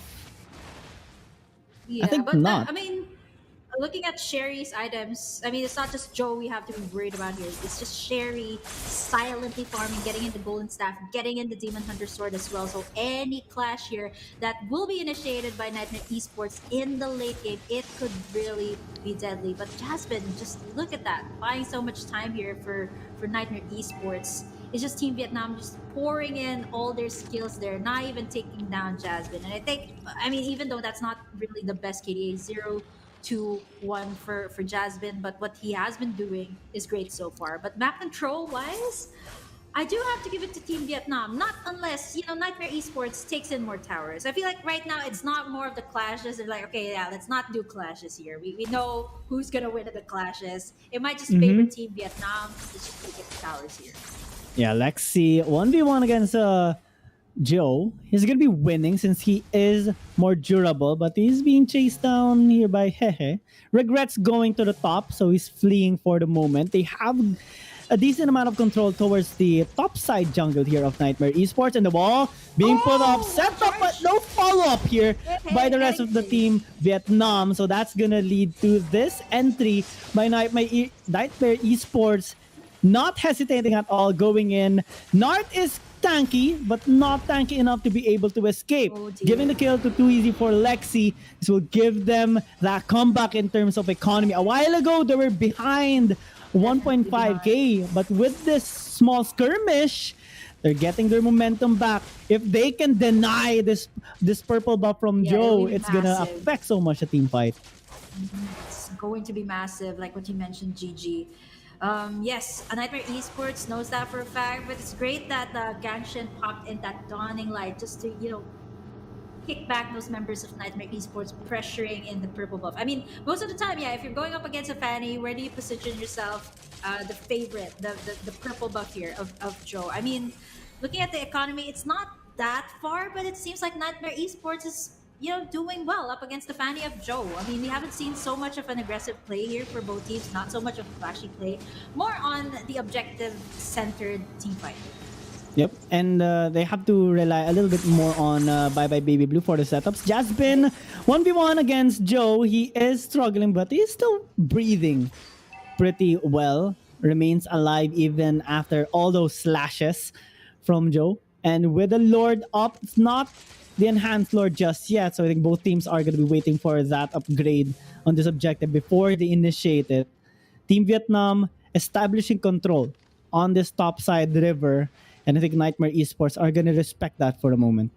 Yeah, Bye Bye Baby Blues, Way of the Dragon earlier on was enough to punish Team Vietnam. I mean, you got two of the tankiest members, and right after that, they could potentially have that sort of comeback that they want. Conceal being popped here by Team Vietnam, trying to get Too Easy for Lexi, but fortunately enough, he is able to feel that possible team fight that will break out in just a little bit. But both teams know for a fact that this will be a crucial team fight, since this is the Lord, an enhanced Lord at that 12-minute mark here, GG. And I am just, the silence is killing me here. Yep, both junglers split pushing on the side lanes. So much responsibility on them because they have the highest of the mobility compared to the rest of the members on their respective teams. And right now, the scene looks kind of passive, but it's more mechanical than you think. Kami being caught out here, but the turrets, you have to run. And while that's happening, there's a team fight breaking out here on the top side jungle. North trying to escape. They have numbers advantage, but they're not trying to push their limits.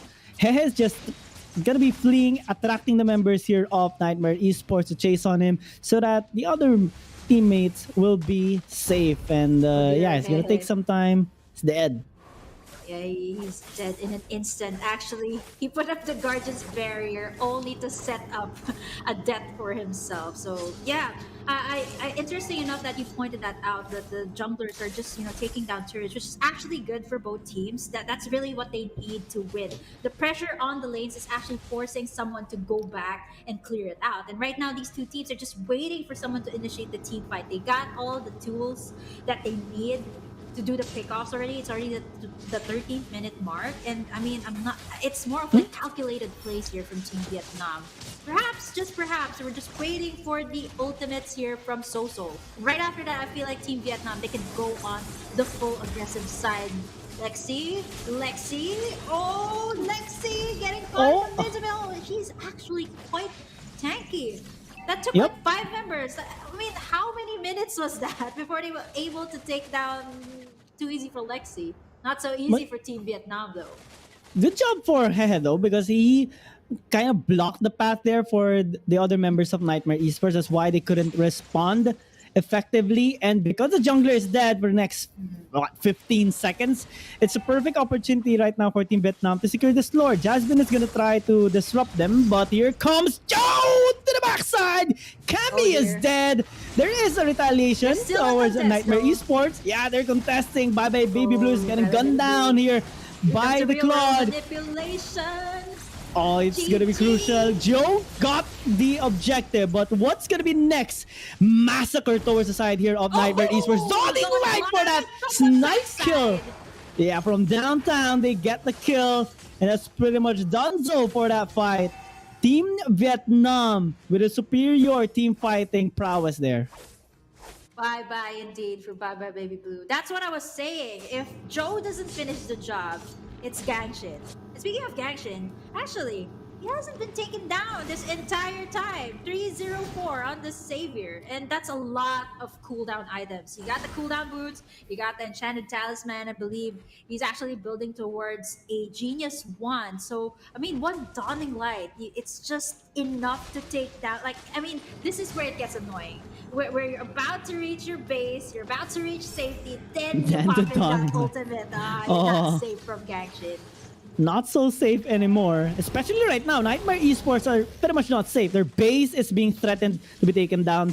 Team Vietnam is continuously pushing. Jasmine is quite far from his allies right now, so he's gonna be another victim. He's trying to escape, but with the numbers here of Team Vietnam, can they actually take him before the retaliation? Yeah, they do. Nightmare Esports hesitating right now because their base is broken from the top side. Yeah, at least Team Vietnam, got that topside tower without any casualties. But the thing is, it's a great thing that Jasmine once again sacrificed himself. I mean, that was buying so much time for Nightmare Esports for this game. I mean, it took them what, like a few minutes to actually take down Jasmine, and that was enough for Nightmare Esports to probably, wait out, hold out for like what to do next. But here comes Joe. They're trying to get in this purple buff, and Joe does successfully take it with the retribution. A ticking time bomb here for Vietnam. They got Sherry on this Claude as well. That's standing at a 008. So this is quite massive. I mean, Sherry, one ultimate, one blazing duet is enough to dish out so much damage, but real world manipulation onto the backside. Dawning Light takes down Bye Bye Baby Blue, even on the backside. You are not safe from the ultimate. Jasmine gets caught in the middle, and a monster kill for Joe.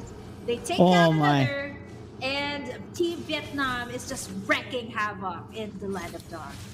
Yeah, Dawning Light for that kill, initiating the team fight pretty much well for Team Vietnam. And they can just go with the attempt on ending the game here. It's only Soso and too easy for Lexi, but not too easy for them anymore, as he's gonna fall down. Only Soso remaining alive, and with enough minions, I think they can just go for the end. Team Vietnam, game number 1. Yep, Soso. Unfortunately, even with the range, still not enough. I love how Nightmare Esports Jasmine was able to buy some time, but unfortunately, it was just Team Vietnam. I think I love how Nightmare Esports actually answered it out by taking in some turrets. So for quite some time, GG, it was actually a good ball game with the objective takes, the gold lead. And right after, I think the last team fight, that's where Joe went crazy with the Fanny. It's Yep. absolutely crazy. I mean, in the first few minutes, you were expecting like some crazy praise from Joe. We didn't get that. I mean, there were some miscommunications, a bit of overzealousness, but at the same time, we've seen it in the late game. Pretty much, it was Team Vietnam's map control. We got in the objectives. It was just locking in the tower, and that was game over. And I want to give credits and respect here towards Joe because he actually was the one who accelerated the game in favor Yeah. of Team Vietnam. He got 5 kills at 8 minutes, and him just being able to pop off early and create threats towards all the lanes because Kami couldn't farm that much.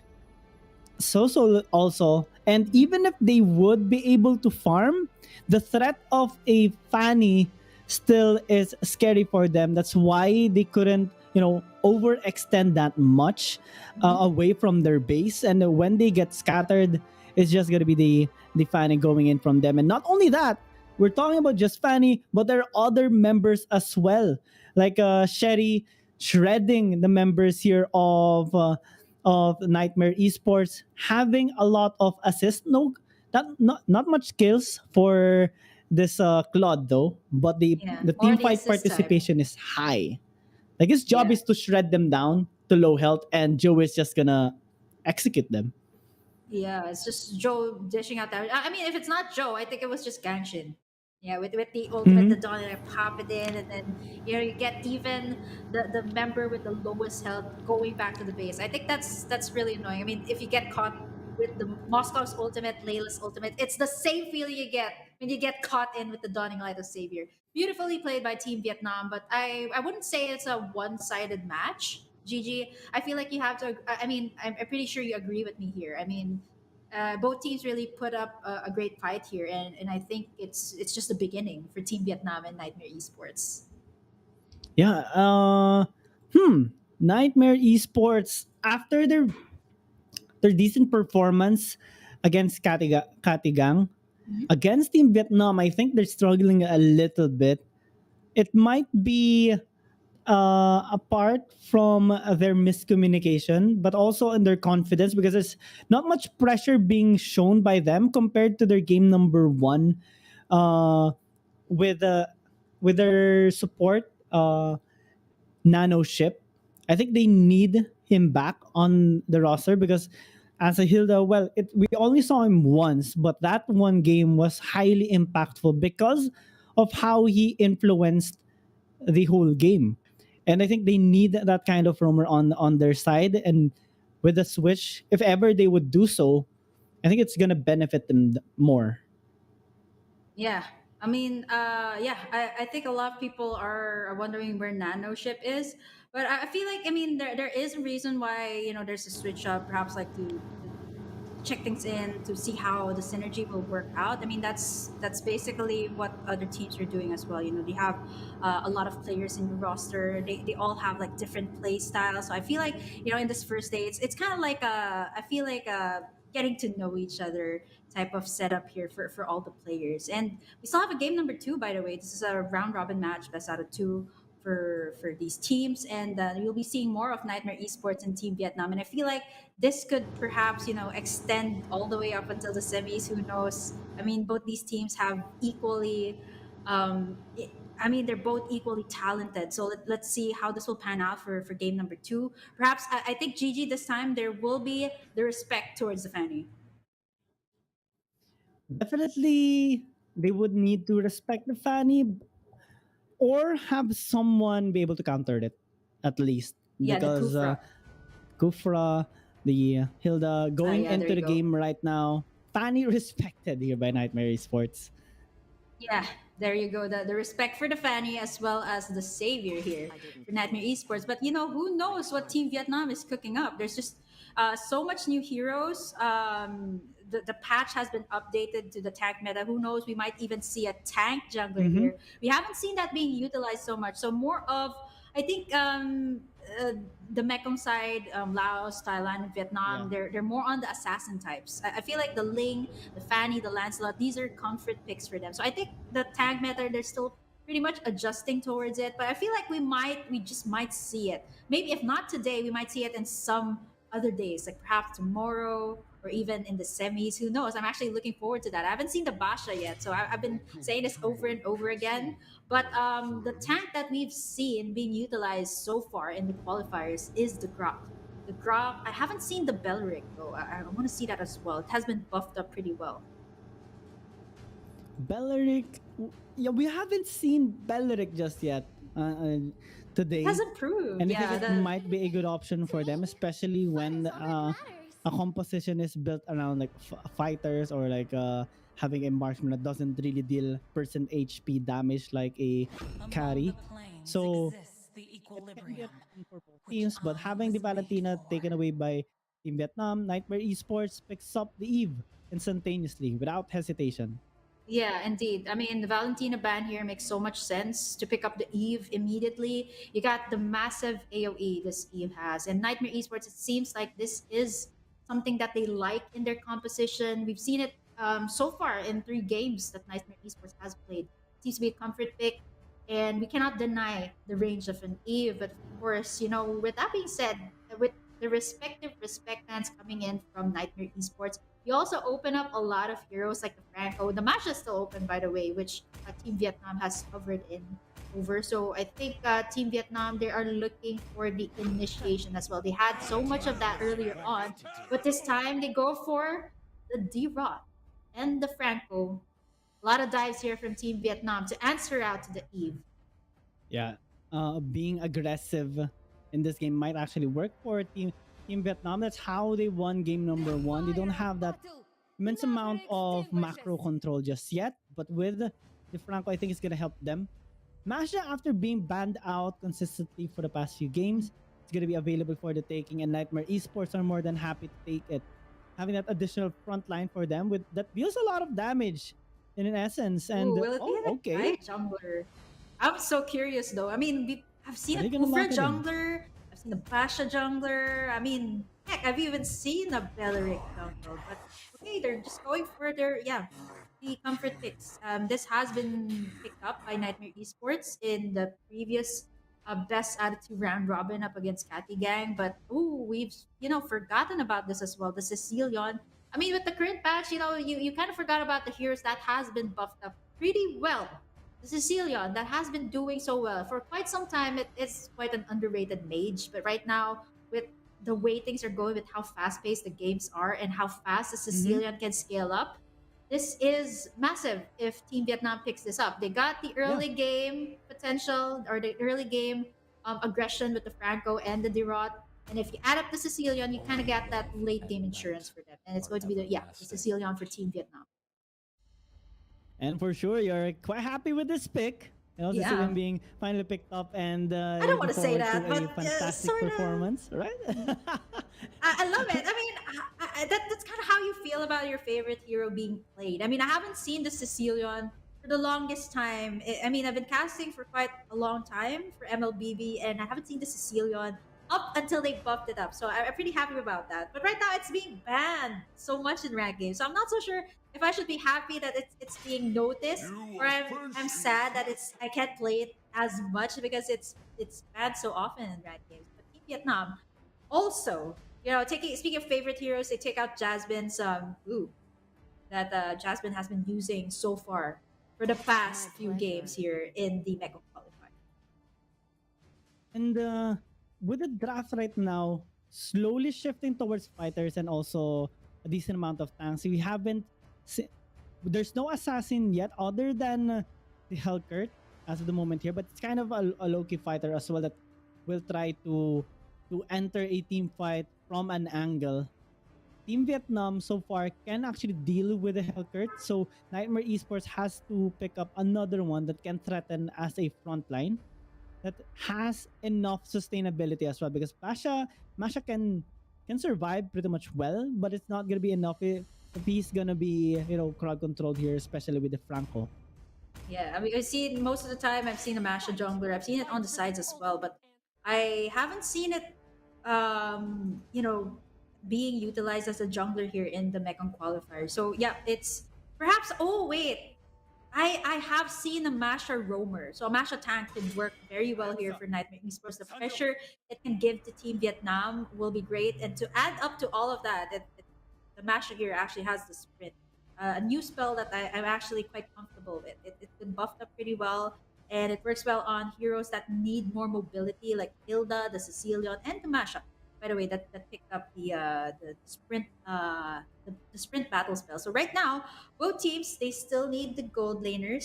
So the Beatrix is still up, the Clint is still up, the Popple and Koopa is still up. So what's it gonna be for Team Vietnam? Will it be the Popple and Koopa? I mean, the Popple and Koopa would be great to seal the deal for Team Vietnam as their gold laner. It has like visions with the traps, and not to mention it's. I did mention this. It's a lane bully. They can go for it, but maybe they just maybe want to pick up the Beatrix. I mean, this is something that Team Vietnam. Okay, they go for they go for the Claude. Yeah, it worked very well. Yeah, why fix something that's broken, right? Let's go for the Claude. Still, late game, so much late game here for Team Vietnam, and not to mention early, they got it covered. The early game, the mid game, and the late game. And as for Nightmare Esports, they got the range. They also got the mobility to pick off the heroes here of Team Vietnam. All they need to do is solidify it with a nice gold laner here. What's it gonna be for Nightmare Esports? Will it be a Cho? Beatrix? Yeah, it's gonna be that makes Beatrix. Time and tide wait for Cho no being man. picked up, so this is gonna be a possible roamer for them, or how do you analyze this draft right now by Nightmare Esports? Because so far I think I'm gonna be favoring a little bit more on the draft here of Team Vietnam, given their composition, how they do play, and having that pick on the Franco, which was an initial threat towards Nightmare Esports during their first series. So this is gonna be hard. Oh. Oh, Oh. I know you love this. It's like Team Vietnam is speaking to us with their Oh. draft. We're not well. I like Lock it. in. La- Lock it yeah, in. GJ just saying lock it in. Lock Something that that he in. likes to see. He's been mentioning this every time we have casts together. So now my biggest question is, will it be a side? Well, yeah, it makes so much sense to have the Finally. Balmond in the jungle side. It has the sustain. It can do turret dives. It can do dives. Finally. So which means that Team Vietnam, they're going for the late game with the Sicilian and the Claude. But at the same time, though, Nightmare Esports, they got the massive range. They also got the heroes to pick off the Sicilian and the Claude. So I'm liking this so far. There's already enough. There's enough that you can say about the draft. It kind of goes to show what the teams want to put out here in game number 2. And I like how the Balmond is coming into play on the professional scene right now. Msc Mekong Qualifier. If it works, then my initial thoughts months ago, I mean last year on the Balmond jungle will definitely come through. And talking about, Team Vietnam having a good draft right now. Solid front line, solid setups, and they kind of favor on extended team fights. Nightmare Esports are going to be very much reliant on the setups that they are going to be Yeah. looking to have. And there's not a lot of setups that they do have so far. They have a Cho, they have Hellkurt, the Eve, but what else? Not much crowd control. Decent amount of damage, but it can be negated here by Team Vietnam. Yeah, again in the gold lane, the Beatrix is just absolutely insane right now. When it comes to weapons, she got it all. She got 4 weapons at that. I mean, you can totally pressure a Claude in the early game. So we're going to be expecting Team Vietnam once again to put all their focus, or most of the time, you're going to see Nart assisting Cherry once again on this Claude. But it's quite a different story here. It's going to be Jasmine on the Cho. So something quite different. We haven't seen this Claude in the XP lane. Talk about throwback here for team or for Nightmare Esports rather. I mean, this is a great answer to the Derot that has the melee. So one way of the dragon towards the turret could be deadly here for Hehe. And he needs to get this bet right now as Team Vietnam are going to be looking to secure this 2-0. And it's going to be kind of a downside here by Nightmare Esports, given the fact that they do have a fantastic run here during this. And this draft is definitely crucial in a way that Team Vietnam, if ever they get even just a single team fight win, it's already disaster for Nightmare Esports. Because scaling is immense on the side of Team Vietnam. We saw Sherry having a decent amount of performance Oh, when he got Jasmine. those assists, and Jasmine being chased away Almost. from the turtle. In Vietnam, they're gonna contest this, but they don't Dark Knight have Falls. that much yet. And Nightmare Esports focusing on the team fight rather than the objective. No steal gonna happen. Too easy for Lexi. Too easy to retry that buff. Yep, it is Team Vietnam. No casualties after that turtle take, but Team Vietnam looking to equalize it by getting a pick off Ooh. almost there by Nart. But they have to be extra careful. They are way too deep here in the jungle side here of Nightmare Esports. But Sherry is, like what I mentioned, it's not going to be easy here for Sherry to scale up just yet. Tammy with the sniper onto Nart. Will it be another kill or will it be the first blood here? And there you go. Down goes Nart. Too deep into the jungle, like what I mentioned. And Nightmare Esports takes in the first blood or draws in the first blood here in the second game.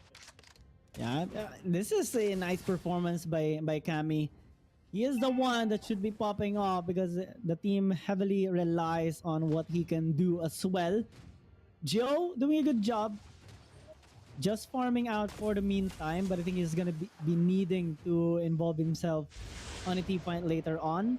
Because Nightmare Esports, they are gathering a lot of information. We saw the rotation here at bottom lane to secure that kill onto Hehe, and that will allow Lexi to farm up even more. Even if it's just an assist that he has, it's already helping him in terms of scaling up. And with the gold right now, 1,000 gold lead. Oh, Sherry, you're all alone here at top. Yeah, And but here again, comes it's Soso. happening.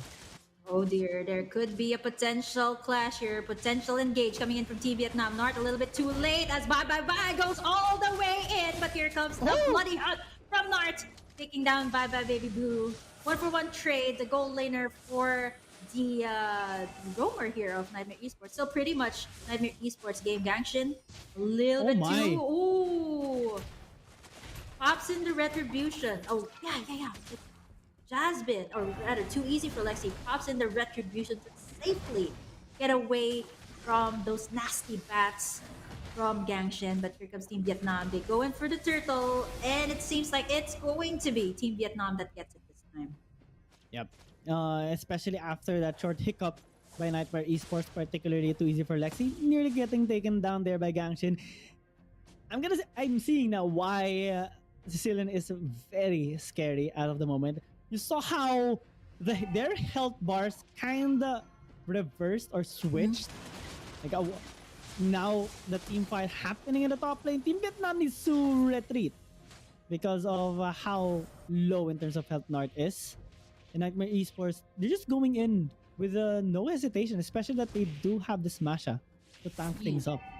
Yeah, pretty much the early game and the mid game Nightmare Esports, they do have it right now. It's kind of showing with their score. Here comes Joe. Here comes the Bats Impact. Bats Feast from Gangshin takes down Soul. Kami must be next. Flicker out to escape the sticky situation as Team Vietnam equalizes with one more kill, but Nart is saying it's still not over. We got another one. Bye Baby Blue. Will he be going down here? A little bit too tanky, 2 health bars here, but Team Vietnam relentlessly goes in and he's able to escape with the conceal. What was that? 1 HP is all he needs to stay alive. And right now, Nightmare Esports escaping death shouldn't save them that much from this game. Team Vietnam constantly grouping up and trying to go for these pick-offs to allow them to secure another objective because it's gonna spawn in the next 25 seconds. This turtle is gonna be up for grabs. Whoever has the better preparation for this objective. And so far, let's talk about the lanes. Top lane, it is winning a little bit for Nightmare Esports. Mid lane, I'm gonna give it to Team Vietnam. Bottom lane, Nightmare Esports. But with the jungler, impact, I think there's more coming from Joe right now rather than too easy for Lexi. And that's what Team Vietnam needs as of the moment. Yeah, Joe not too much, but I think it's mostly team fight eccentric, and Nightmare Esports knows that very well. Look at the massive range that Soul has, forcing Team Vietnam to back away. Fortunately enough, there is no casualty here for Nightmare Esports right after the engage being set up here by Team Vietnam. Still too early to tell, but Nightmare Esports has got the lead here. They got the kill score lead. They also got the gold lead here. 2K gold lead for Niightmare Esports. And the problem is because, Bye Bye Baby Blue is just too tanky. It's just trying to engage all over again. Same here in the bottom lane. This time, it's too easy for Lexi. The one will get that kill, and it's gonna help him so much in terms of scaling. 3,000 gold advantage is gonna increase even more as they take down turrets. Team Vietnam with this draft so far not working the best for them, or like as they intended, and it's gonna be up to Sherry casting that Blazing the Wet, try and zone out or like shove a Jasmine right there. Oh, it's the on jungler top. versus the jungler. Will it be the spin it to win it? Dark Knight falls to escape. Lights off here for Niightmare Esports, but Cammy on a killing spree here on the top side. Niightmare Esports is relentless. They want to get a point here up against Team Vietnam, but Team Vietnam is saying it's still not over until it's over. And speaking of that, it is a late game composition here for Team Vietnam GG. So it could just, there could be pressure. There could be in the early to mid game here for Team Vietnam. But once it's the late game, you can kind of see the power spike coming in from Gangshan already. The Bat's impact, the Bat's feast is enough to put everyone from Niightmare Esports backing away from every clash. But we also have to note Cammy here. So much damage from this Beatrix. Yeah, Beatrix later on will also pop up. He has 3 kills as of the moment. So in terms of economy, it is definitely working for Niightmare Esports, especially on the funneling of the gold. Team Vietnam, even in game number 1, we saw it that, their Claude is not that much getting gold. But with this setup, Team Vietnam got a kill, but can they escape with their health intact? The answer is no. They lose Gangshan quite early. Kami is in front, and he gets it triple kill. Even with the Blazing the Wet, Cherry's not gonna get anything out of that. Hehe is gonna be laughing as he goes back towards his base, but not for Sherry. He went back to try and secure a kill, but unfortunately, it's not gonna be going well for Team Vietnam. Niightmare Esports with a better team fighting there, especially with Kami now. 6 kills, 0 deaths.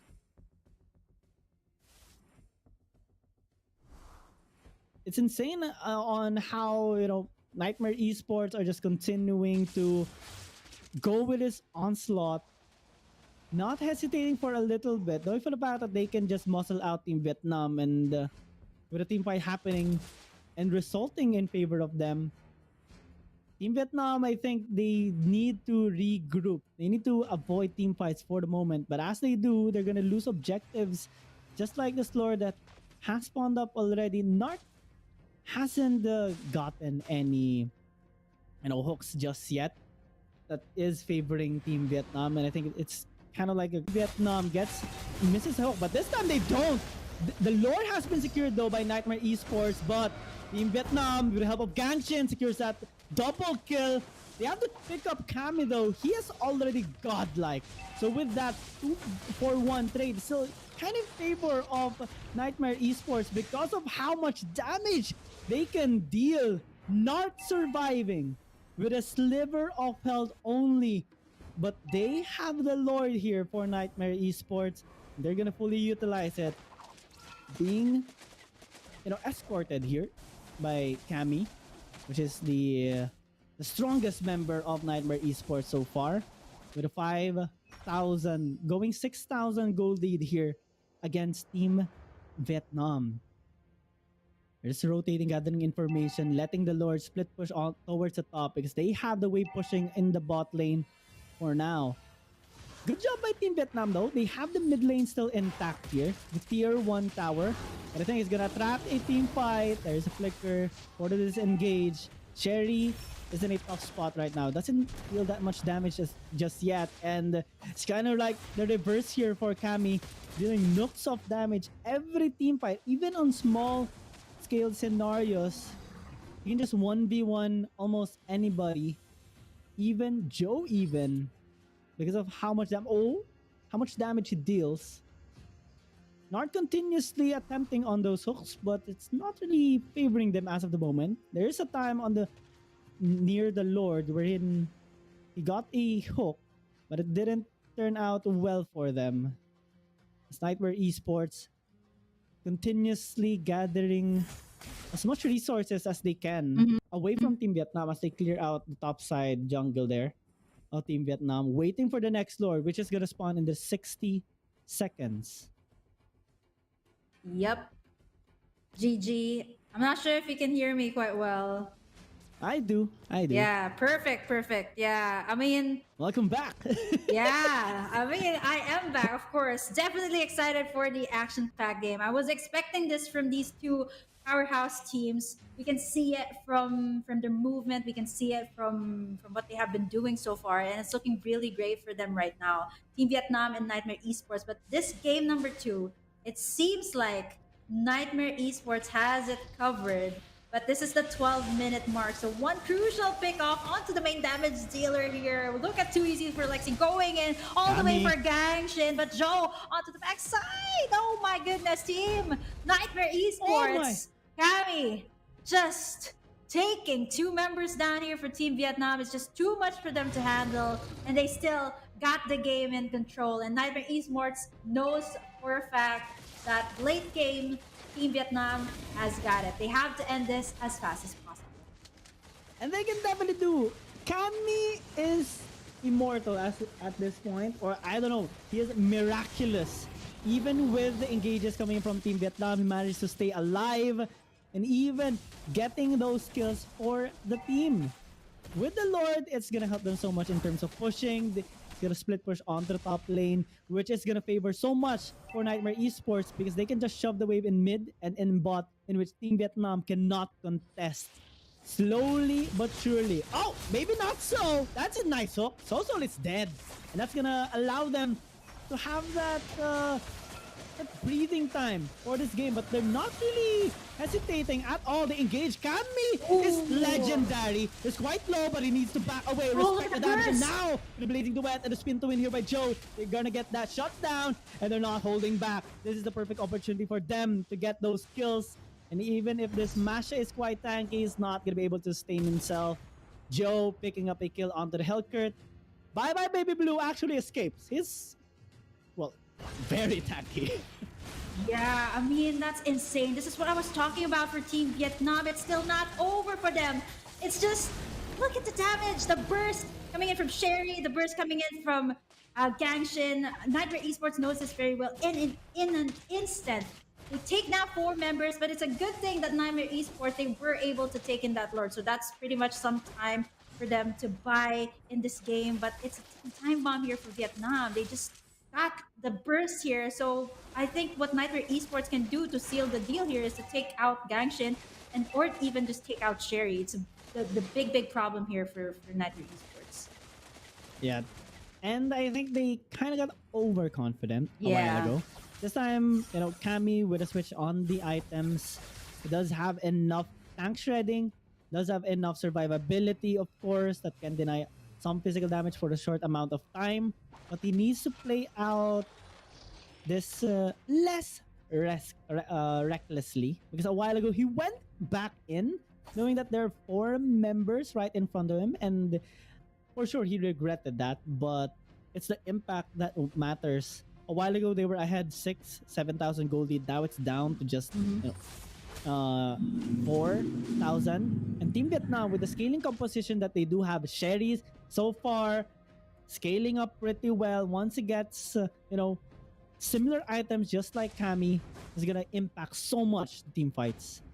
Yeah, I mean, right now, it's pretty much like Team Vietnam can breathe. I mean, after what Cammy has been showing, standing at the 911 with this Beatrix, it's just lethal. They have to take down Cammy here. I mean, that's the biggest problem. Not Cammy or maybe even Soso will be very, very massive here for Vietnam. They pop in the conceal.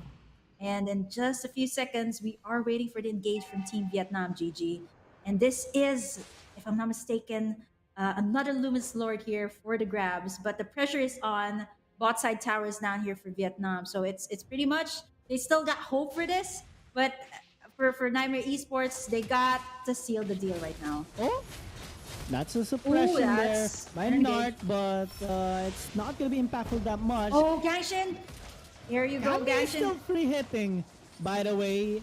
He is not being threatened at all. He's even chasing Joe as a one, but he deals a lot of damage with a spin to win. Actually, oh, the placing the wet though is dealing enough, but no execute damage because the Balmond is not there. Towers are falling down on the bot side of Niightmare Esports, but it's still gonna be that fight kind of even for them. The Lord is untouched so far, but given the fact Gangshin is dead, I don't think they can start this as of the moment. They don't have that much damage, and they expended so much resources on that team fight, and they need to defend top lane because their inhibitor tower is destroyed already. Yeah. I mean, Team Vietnam, what more can I say? They got the burst, but sometimes, the thing about composition here of Vietnam, they got the late game. But when it comes to positioning, though, Gangshin has to pretty much be in the back lines. But right now, how can you be in the back lines? Because there's so much heroes here that can actually take down Gangshin. Like Jasmine, Bye Bye Baby Blue, even the real world manipulation here of Soso is enough to set Team Vietnam to go back to their base. So right now it's a very difficult situation here. Team Vietnam, they already got the burst, they already got the power spike that they want, but right now it's so difficult to initiate. We're in Bye Bye Baby Blue. Look at that. One massive damage, but Jasmine could go down in an instant. And real world manipulation here is in the midst of it all. Narc is the next target. Immortality being popped up here, but here comes Gangshin and Sherry onto the backside with no frontliners here for Team Vietnam. It is going to be difficult for them to contest the Lord, but take a look at Joe's positioning. He is looking for the steal. He is looking for the spin it to win it. Yup. GG. Yeah, he has a good position. The entry comes in, blazing the wet, timed pretty well onto the targets. They got the blazing, so this is gonna be their objective. Catty has nowhere to go, even with the immortality. It's just one burst from Gangshin, and this might be the perfect opportunity for Team Vietnam to go in with a push. They get the shutdown. They get 4 kills in that team fight. It's only Bye Bye Baby Blue alive, and we have the Lord pushing onto the bot. They have so much comeback power here. Look at how tight this game is. 2,000 gold lead at 19 and a half minutes. That's how close everything is happening right now for both teams. And oh, look at that kick. Nice winter truncheon though. Grow as a player, but Jasmine might get caught. They have to give this tower, and constantly they are shutting down the resources here of Niightmare Esports. One last fight might happen here in the bot if they don't respond to this correctly. Cammy is finally alive. He's gonna try to help out his teammates, but the Lord is pushing. Oh, that's a nice block onto Sherry to secure that kill. And now I think it's gonna be GG. Team Vietnam 2-0 against Niightmare Esports. Oh man, this is massive turnaround for Team Vietnam. They are going for it, and this is the Luminous Lord. And man, oh man, they get the comeback here. It's just so beautiful to see a comeback here, especially from the Balmond and the Sicilian, which we have been seeing so far. And Team Vietnam, all I can say is they're looking very good right now in the Mekong qualifier. So good. Yeah. Fantastic play there, especially like the tenacity of them all throughout this game. That was a long game, I would say 20 minutes, but I'm not talking about the total length of the game. It's the total length of how they endured Niightmare Esports, especially with Cammy already so fed into the game, but they managed to kind of mitigate the damages and just try to scale up. And once they got the opportunity, they did not hold back even for a little bit. We saw the flank coming in towards Cammy. We saw them prioritizing on the best targets. The good synergy as well coming in from the Claude and the Balmond, allowing them to burst them out. And it paved this to their win. Joe with a fantastic 919 on his score line. He's the MVP here. Not really going for that full damage build, more so on just being able to sustain, as he's the one kind of tanking the damage there of Cammy. And it's up to Sherry to shred them up. Yeah, it was a very action-packed game, and especially in the last few minutes of those team fights, I wasn't sure who was going to get it. I mean, it was just more of, these are the types of things that you don't know who's gonna get it. I mean, most of the time, you already got all the items that you need to counter each other out. It's just a matter of gameplay from both these teams, and it was just a proper communication from Team Vietnam, and they were just able to secure this game so beautifully with an epic comeback. Mm-hmm. And I think it's gonna matter so much for these teams. Nightmare Esports suffering their first series loss. They have so far the score of 2-2 in terms of games, and Team Vietnam having this fantastic start. They still have one more game after this against Catty Gang. So let's see if it's gonna be as interesting. Can they secure? Can they be the one to secure this 4-0 at the start of this group stages, or will we be surprised by Katagang with a better performance? That is what we're going to be seeing later on, as we are going to be going into a very short break. This is your casters, Gion Gaming, here with me is Burger Kim. See you again later after a short break.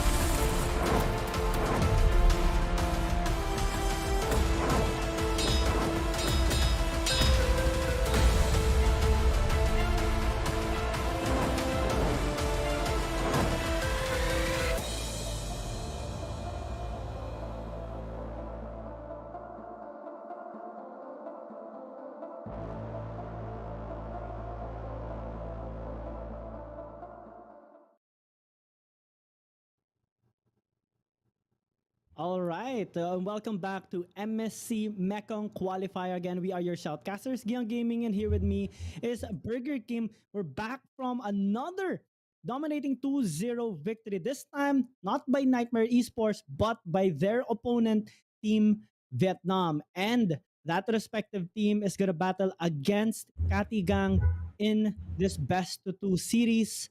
We're really excited for this. And of course, before everything else, we'd like to thank everything that made this very much possible. Muntun, MLBB Community, Msc Global, VNG Games, Veresa, and of course, Lao Esports Federation. And for this series, of course, we are both very excited. Kim, are you excited? Yeah, definitely so excited. I mean, we've seen so much already for today. We've seen a Wan, we've seen the tank meta being put into play, and we've seen the savior as well. So for me, I'm really really excited for what's to come for all of these teams. They got so much promise, and all of them definitely. If I could give everyone a slot here in MSC to showcase what they got, I would definitely love that. But of course, in every tournament and every qualifier, there can only be one victor. And of course, I'm looking forward for the upcoming days who will be the one bringing in the victory here. But for now, Burger Kim and Gigi will be bringing you the action here in the MSC Mekong qualifiers. And I'm looking forward to see, more from these teams. And I think, Gigi, you did mention our upcoming teams for this very last best out of two today. Yeah. So far, well, Nightmare Esports, their total score right now is 2-2. They Yeah. got 2 wins and suffered 2 losses from Team Vietnam. Team Vietnam right now are looking to secure that for 0. But for Catty Gang, I think they want to have this redemption towards themselves. It's gonna be extra challenge though because the team that they're facing with beat the team that defeated them earlier. So it's gonna take more than just the draft that they made a while ago. I want to highlight Aika having a good performance with it, and also Raiden, but it wasn't enough for them to actually secure a win.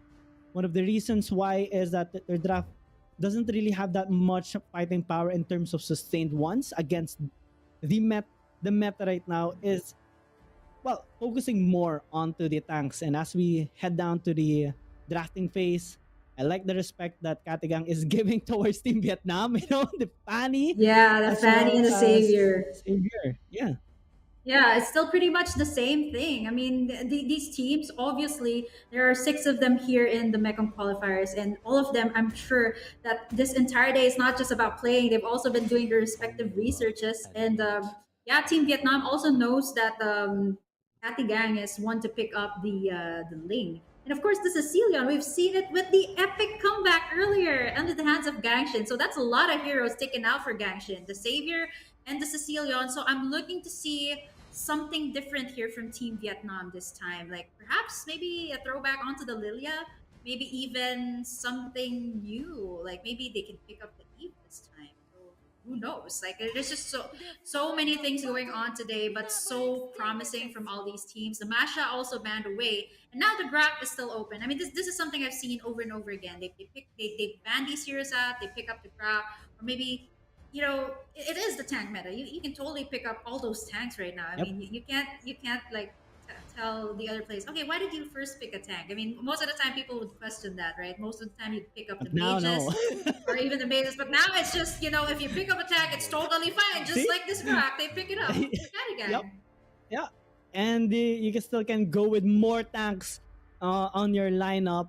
I think I saw a game wherein there's like a Grok. There also is a Baksha that they picked up. So much frontline power will lead to that disruption on the enemy team's formation. Even if they do have the assassins and the mages, if the formation can be disrupted, it's going to lead to their demise.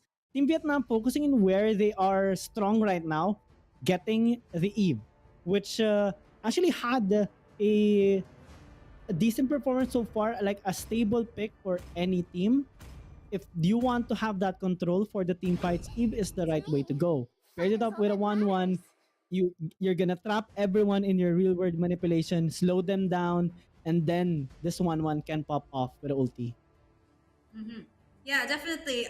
This is a lot of so much AOE, so much damage coming in from Vietnam. And I did mention this, like I mean, Team Vietnam can pick something different up, and who knows, Gang Shen is just so many tricks up his sleeve. They pick up this Eve, they pick up the Wan Man as well. Something that it seems to be a meta here in the Mekong qualifier, and also the Karina as well. So this is something I've seen. Yeah, they nerfed the Karina tank, but it's still pretty much, it deals true damage, right? It deals true damage to the opponent. So I think it's a great pickup here for Catty Gang. They got the Karina, they got the Gra, and they got the Beatrix as well, which seems to be a comfort pick for a lot of the teams here. Yep. We saw the performance earlier. Well, even though they suffered a loss, Nightmare Esports, Cammy's Beatrix was a monster during that game. And it can impact highly into the game with the amount of damage and also the scaling power. Not to mention the aggressiveness it can give towards the early game. So this is a fantastic pick by Catty Gang. Team Vietnam really likes this Franco. They had a fantastic performance towards the late game against Niightmare Esports.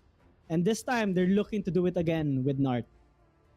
Yeah, Nart. I mean, even though the hooks didn't land as often as he wished, I feel like this is pretty much still Nart on this Franco. It's a comfort pick, and not to mention that you need to get to the back lines here of Catty. You need to get to Brayden's Beatrix. You need to get even to the mid laner here of Catty Gang, which they haven't revealed yet. And speaking of the mid laner, GG, they take out the Kagura. And of course, since there's still no jungler here for Vietnam, I did mention that it seems to be a comfort pick here for Laos, Thailand, and Vietnam, the Assassins. So they take out the Lancelot as well here for Team Vietnam. So what's up for them? I mean, the Ling is also out, so there's a lot of assassins. Maybe, just maybe, we can see a tank jungler here from Team Vietnam. Who knows? They are kind of setting up for it. Mm-hmm.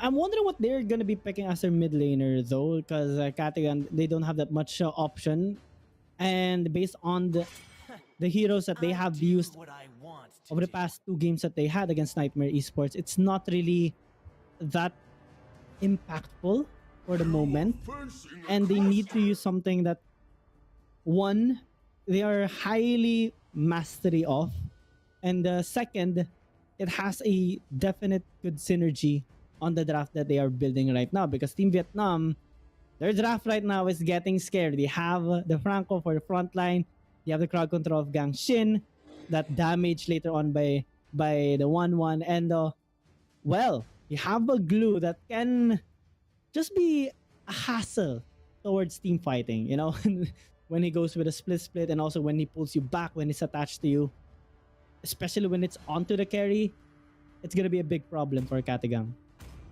Yeah, I just like to say that this Ooh, is Harley? an Akai and a Harley mid lane. Really? Ooh, this is Really? I know this is also one of the picks that you like, right? Harley has been buffed up, but it hasn't been utilized as a jungler. It has been used as a support though. Maybe the fact that it can go in and out of the clash so fast, and at the same time it can do those. It is actually really annoying to go up against a Harley. It's ultimate. It can burn you down even if you're running all the way to the base. You're not safe from the ultimate of the Harley. So I think this is a great pickup. This is a great pickup from the Catty guy. It's good, but let's see how it will fare up against the range here of Team Vietnam. They got the superior range. That's all I can say. Superior range, and also there's just like 2, maybe 3 targets there for the Harley. One is the 1-1, the Eve, maybe the Hayabusa, but the Hayabusa, going against the Hayabusa is hard. One, because he can actually counter you so hard into that 1v1 matchup, and you have to go through those 2 tanks that can shut you down or like suppress you so hard when you try to go in. Good job by Katigang though, getting this kind of composition wherein they have Akai to at least serve as their disengager, or maybe set up a play for them, like locking someone onto a wall. But Nart is continuing on on that irritation for the start of the jungler Aika. Yeah, I love how Nart has been using different Franco skins to just intimidate everyone. Early on, he was using the epic skin of the Franco, and now he goes for the special skin. So it's just like different phases of Nart, different types of Francos, but it's still pretty much the yeah, like what I mentioned, the factor of the Franco here. It's quite difficult for Catty Gang to just engage. Whereas you know Nart can throw in those hooks at any given moment. You know, just go in for the initiation here for Team Vietnam, but it's still pretty much very quiet for now. This is something that the Catty Gang kind of wants. I feel like they're the types of team that wants to get in that late game advantage. I mean, they got this Harley, which is pretty much still deadly in the late game, and you also got the Beatrix as well. So I mean, this is a lot of they're banking a lot here on Raiden and even Songhud to dish out the damage. But speaking of, here comes the engage from Team Vietnam onto the gold lane, but there is still no pickoff. Successfully hugging in the tower here for Catty Gang. Still no casualties here, but look at Nart. His presence is just very, very too much to deal with here for Catty Gang. They're just hugging in the tower right now, moving as fast as they can. And Songhud is gonna struggle a little bit for sure as he tries to, shove them away. Given the fact that he doesn't deal that much damage even at level 4 later on. But Mini is gonna fall down. Real world manipulation thrown out just for the assurance there by Gang Shin. And with the first blood secured, they're gonna transition towards the turtle. But I think they're gonna be too late for it. Hook not connecting. Xenon is gonna spot out someone quite low. Force 2 flickers in an instant, or at least the shadow there by Joe. And with that, I think they're gonna tie up the economy. This time more distributed for Catty Gang because of that turtle. Yeah, Team Vietnam does get the first blood, but the first Nart goes in for the hook and the bloody hand combo and instantly takes down Songhud. 2 kills here for Vietnam and still none for Catty Gang, but the gold lead still pretty much is the same as we are waiting for the respective power spikes here of Catty Gang and Team Vietnam. Then this is what we talked about during the drafting phase. Not all the time Nart will secure that hook, but what matters is when he does land it. It's always towards the best possible targets, and well, even if it's not the best possible targets, Team Vietnam make sure they get that pick off, and when they do, they transition onto more harassments, which Aika so far is experiencing as he's being shot away. But Mini, with that ultimate, go to the wall, my friend. You're stuck there for life. As he goes down, Nart trying to escape along with Gang Shin, but I think they overextended themselves with 2 casualties happening right now. Same goes for Catty Gang. Forced to back away, but Mini has a jump.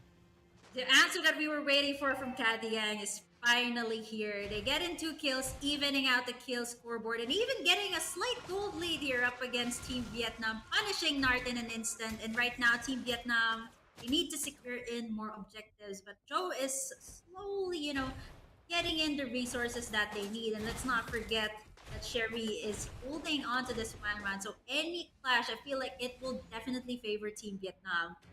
Turtle's about to spawn once again. Will it be Team Vietnam or Catty Gang's turtle? But both teams right now, they need this turtle right now. They need this turtle to scale up. They have scaling heroes.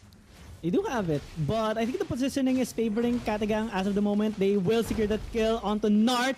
Real-world manipulations thrown out on blue, but it's not gonna matter that much. Catty Gang still secures that turtle. And Team Vietnam, they're showing signs of struggle as of the moment. Even into the top lane, Sherry is having a bit of a hard time because Raiden is doing such a good job. Can they go with a kill? It does! Under the tower, you're not even safe, but here comes Joe. Solo damage right onto him, and he's gonna be able to escape with the life of that Beatrix. Yeah. Dishing out so much damage for Raiden. Unfortunately enough, it's a 1-for-1 trade. The 2 gold laners down here for Catty Gang and Team Vietnam. It's still not over until it's over. Turtle is up, but right now, if you take a look at the gold lead, Catty Gang is doing quite well. But speaking of Catty Gang, here comes the engage, the bloody hunt from Nart. Aika's able to escape, but here comes the re-engage from both teams, and Gangshin gets a killing spree on to this Eve. And right now, Sherry is flying, is popping in that ultimate, takes down 2, but Raiden is forced to back away. Double kill here for Raiden. Flicker Joe out is as still well. here. But it is an almost Joe? wipe out. Joe going for the only shadow kill and takes down Raiden instantly. And it's a wipe out. And Team Vietnam takes in the mid lane tower. Catty being too overconfident in that, not recognizing the threat here by Team Vietnam. They've done it against Nightmare Esports, and they're doing it to Catty as well. Give one opportunity to them, make one mistake, and they will make sure to have that advantage turn to their tide. And they're making sure already by securing towers into the top lane. There is a contest here by Catty Mini with ulti spinning, but it's not gonna matter that much. Tower still destroyed, and Joe is stalking the members here of Catty. You cannot be alone. There's an assassin. Here it comes, even with the hook to make it happen. Team Vietnam with the place. Oh dear, that is straight into battle. Here comes another one by Nard, but Zenon is also quite deadly here. Takes down Nard and falls away with the sprint, but fortunately enough, Joe is here for the back damage, but he is able to escape with a slither of health. Man, this game is getting so exciting here. Every time there's a hook from Nard, there is just re-engage from both teams. Right now, you know, if you look at the overall map control, this is definitely Team Vietnam. They know how to punish. They also know how to convert it to objective. Here comes Gangshin with the ultimate wild charge here, but Aika shuts down Gangshin in an instant with the combo here of Aika. Joe gets killed in the midst of it all, and now the next one getting popped up. Forced to use in that ultimate just to back away. Gets attached here onto Aika, but unfortunately these are 4 members. You're only buying some time, but I think Team Vietnam, they are looking to just take in the tower onto the bot side. So pretty much, I would say Team Vietnam, they still got this under control. They got in one tower, but of course for the price of Yeah, 3 members, and I like how Aika even waited patiently for Joe to enter the one particular shadow, as he's just waiting there to secure that kill. Nart a little bit in traffic, stuck in traffic, and that bought a lot of time for Raiden to be able to escape. I mean, Songhud, they're gonna try to hook. Oh, misses by a hairline. I think that's gonna buy enough time for Catty to escape for now. They're only down 1,000, and I think that's already good for them, given that they are also trying to scale up. Xenon, this is what I think about Xenon right now. He is dealing a lot of damage, but you're not even sure if he's squishy. He survived the onslaught earlier, and Mini. Speaking of onslaught, Mini goes in with the Hurricane Dance, but it is causing Sherry to pop in that ultimate. But the cooldown time is still pretty much there. Takes down 1, but that is enough for Team Vietnam to call in and take in that Lord. Without Mini, it will be a little bit difficult to engage, but still pretty much Catty. I feel like they can still contest this. Xenon is here, 1 wild charge and do the trick. Wild charge, and speaking of wild charge, that is what we are looking for. But Sherry has that inspire, has this 1-1. Oh, takes down Nart, but the Lord is still up. Will Joe be able to secure it? There is so much pandemonium going on. Team Vietnam secures the Lord. Sherry once again pops in. She is flying, but it's the shutdown by Mini, and the Hurricane Dance out to and they take down 2, and Xenon is on a killing spree with this Grok. To answer your question, Gigi, I think it is pretty much the hybrid Grok build, the cyclic items later on, but pretty much Xenon is deadly right now, but Joe will not let it stop there. They get the Lord and they take down Raiden at the same time.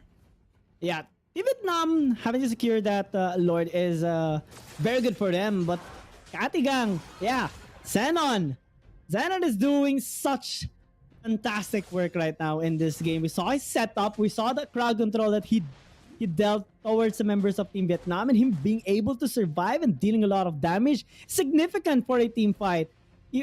The way they actually took down Sherry as well, he was flying earlier, but well, Katigang are making sure they get something out of the situation, no matter how bad it is. But Team Vietnam is also being very proactive, securing 2 towers almost instantaneously. They're going for more. The hook comes in, and it will lead to a death of Aika. Xenon tries to go in as well, but that play was a little bit questionable as he's definitely gonna get bursted down when he does that. And Team Vietnam are just looking for more picks. This is this is kind of why you see, even though the Eve has been nerfed, it's still pretty much good. It fits any meta, even though the cooldown time. But look at Mini going all the way in. That is not your base. You got the immortality. He's now running for his life. But that's enough to buy time for Team Vietnam to take in 2 inhibitors here for the side of Catty Gang. They Make are it on 3. the full defense. Yeah, make that 3. 3 towers down. And this is Team Vietnam. Xenon! Wild charge here. Not able to connect. Alright, looking for a target. Here comes the re-engage from Team Vietnam. Oh, and Joe. again, Joe and Sherry just popping in all those ultimates. And I think it's just about time that Team Vietnam will seal the deal with a complete wipeout here with a triple kill from Sherry. And they take in this game with a sweet, sweet victory up against Catty.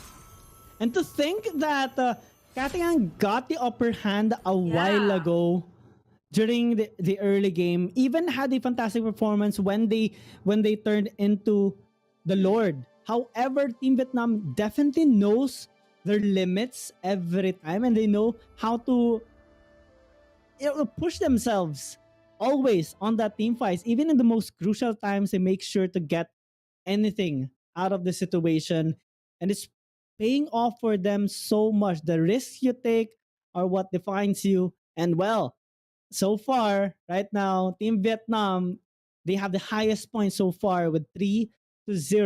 They're looking for the fourth one, but let's see if Katigang can battle it out, or at least contest with it, because so far they're not having the best of performance, or like the results that they intended to have, at least. I completely agree with you. And I mean, despite the fact that Sherry has been flying most of the time here for this game, he's still not the MVP. And I did mention Gangshin would bring something new up. And this is actually the Eve that I mentioned earlier on. I mean, you take out the Savior on what's next for Gangshin. He brings out the Eve, and it still pretty much has the same results. He is the MVP of this game, securing in it. Oh, it's actually interesting that he secured in a lot of cooldown items, which means that he wants to pop in those skills as fast as possible. Therefore, making Team Vietnam win all those clashes. It was pretty much set here for Gangshin, only taken down one time. I think it was by the wild charges Xenon. Right after that, it was just pretty much difficult to deal with Gangshin all the way in the backlines here of Team Vietnam. And what's hard about this is that, you know, Katigang, they almost had it. They actually almost had it. They had a fantastic early game. What they needed to do is hold on for it and play it a little bit safe. They got too overconfident in their situation, overextending a little bit too much. And we have to take note that Team Vietnam is very disciplined as a team. Sometimes they do make mistakes, but they had a better performance against uh, Nightmare, and they definitely have shown it as well against Katigang in game number 1. So if Katigang wants to win at least a game for today, they need to be able to match their performance or even improve on their early game performance a while ago, and also be able to maintain it if ever, because they were doing a good job avoiding the hooks a while ago of Nart, and also having those necessary pickles. Aika even secured 2 kills a while ago, but after that, it's pretty much going south for them. Yeah, I mean, I think this was a very good game. Once again, played in by Team Vietnam. The moment that you think that they are on the kind of like the losing end of the game, it's not looking too good for them. They kind of find a way to bring it back to their hands. Like I mean, I mean, we've seen it with the epic comeback game earlier, and now we see their prowess here, their mastery of the heroes. It's just so beautiful to watch. GG. And actually, with the opening day here of the Mekong qualifiers, I'm looking forward to see more of these teams battle it out as we head on further here in the tournament. It is so interesting. I mean, I've been for the longest time I've been seeing a lot of these teams play. It's so nice to see them grow. It's so nice to see them all try to vie for a spot in the very prestigious MSC Southeast Asian Cup, which will be happening in Kuala Lumpur. So stay tuned for that, guys. Once again, this tournament is presented by Muton and Msc Global, as well as Veresa, our official partners, Laos Esports Federation, and VNG Games. Thank you so much for having Burger Kim and GG here in the caster's desk. And GG, I don't know. We've seen a lot of the heroes that you mentioned. I mean, what are you looking forward to tomorrow? Well, I want to talk about what I'm looking forward for this game number 2 first, because I was excited for the Harley. I Yeah. like seeing the Harley, but not as a mid lane though. I've When seen I it. saw it, I immediately had a negative reaction onto it, and we didn't see that much plays coming in from Catty gang a while ago with the Harley. So I would have preferred if they picked up a different hero. Maybe a Lilia, something along like something with more range rather than the assassination type of mid laner. I mean, we've seen it being pulled off. Like I've seen a Gushun mid lane. It actually worked quite well, especially if you're going up against heroes that have the range like the Eve and the Cecilion. It's great to pick up a Gushun. I've also seen a Harley mid lane being played well. The fact is, I mean, it was just too much to handle. Gangshin's positioning in this very particular game was very crucial for Team Vietnam. I mean, Therefore, I'd getting rather see the Lunox by Sanghod. actually, He tried it out during game number 1 against Nightmare Esports, and actually a while ago I was assuming they would pick it up given the bans and the picks that happened already. So I had a kind of surprise face earlier when I saw the Harley, and it's kind of mixed emotions towards it, especially when Joe picked up the Hayabusa immediately after the oh, Harley it's pick. right. I mean, Hayabusa is just you don't even know when he's gonna come in to pick you off. I mean, it's one of the assassins. Even though you go under the turret, it can totally dive with the ultimate. But of course, Mm-hmm. still, I mentioned that the assassin meta is it's not just popular in the Philippines. I know a lot of people have been saying, "Oh, okay, yeah." I mean, Philippines, yes, assassin meta. We love the Lancelot, we love the Ling, but it's not just the Philippines. I mean, it's Vietnam, Laos, and Thailand playing these heroes very, very well in qualifiers. And I'm just, I feel like, maybe the tank meta, I mean, it is working quite well right now in ranked games. But I mean, maybe for the side of Laos, Thailand, and Vietnam, I feel like they would love to go for the comfort games. I mean, even you, Gigi, right? I mean, even if I go on ranked games, I would just love to pick up my comfort. I mean, you know it very well. You know its limits. You know its capabilities as well. So I think both these teams they just go for the comfort. And speaking of comfort, looking at the bans, Team Vietnam paying good respect towards Katigang right now with the Karina ban, even the Grok being taken away, Tani constantly being respected. I like that. They know how much power Joe can have with Yeah. this particular hero pick, and I think with the Valentina ban, Team Vietnam, I think they have that priority towards the Eve, which they had a fantastic performance earlier with Truth is all Gangshin, that matters. so it can be picked up once again. But no, Ooh. they pick up the Ling Needed instead. it. Yeah, I told you they love the Assassin assassins meta. here as well. They love the assassins so much they pick it up as their first pick. And Vietnam, Joe. I'm looking forward to see more of Joe. I've seen Joe on so many heroes, even the Yisun Shin. I think in one of the major tournaments that they participated in, they picked up the Yisun Shin, and he was able to secure in the very first Savage. But I did mention Ooh, this take Pasha a look at earlier on, this. and I feel Yep. like they are listening to me. And I mean, Pasha is a great hero for rotating. It can rotate so fast, it's so tanky, and not to mention the counter regen it has up against the tanky heroes. I mean, it's a walking dominance ice itself. And It's a of walking course, dominance ice. yeah, I think that's the perfect way to put it. Like people are asking me, how do you explain Basha's skills? I'm just like, okay, Basha is basically a walking dominance ice. Okay, if you're going up against an Esmeralda, you're going up against a Uranus. What do you put up against it? You put up a Basha. It's just pretty much that's it. You counter it. It's basically counter region up against SS is very good as well. But unfortunately, it was only buffed up recently. It would have done so well in the M championships. But right now, it is the tag meta, so it is going to be a Ling and a Basha. This is going to be fast rotates from both the junglers here from Team Vietnam and Catty Gang. But when it comes to the pickoffs, you got to give it to Team Vietnam. The range here of Catty Gang is there with the Eve. It's pretty much solid. Now, my biggest question is, what's it going to be for Gangshin this time? They steal the Eve? Perhaps, okay, yeah, perhaps they can still go for the Sicilian or the Savior here for the range. It's still Yeah, open. it's still available. So lots of options here for Gangshin. Katagang stealing out the Franco. They're gonna be trying to make their very own place. This interests me so much because, well, we saw Mini being quite aggressive with his approach towards the members of Team Vietnam earlier, game number 1, and maybe this would suit him, especially that he can try to disrupt the blue getting of Joe, Yeah. especially at the very beginning. And that's going to be crucial for the early game advantage of a Ling, knowing that, okay, Basha also has a fantastic wave clear. Remember the game wherein we saw the Basha finish his buff and then arrive just in time to steal the buff of his enemy jungler. That's how Yeah, that's insane how the Basha can fast be. he can rotate. Yeah, it's kind of like a Ling, but a little bit more tanky. And I did mention the Savior that can be picked up by Team Vietnam. They take it out instantly. Now, the viable option here for Team Vietnam is if you want to go for the range, you can kind of get. Actually, yeah, the Lunox would make sense here for Vietnam.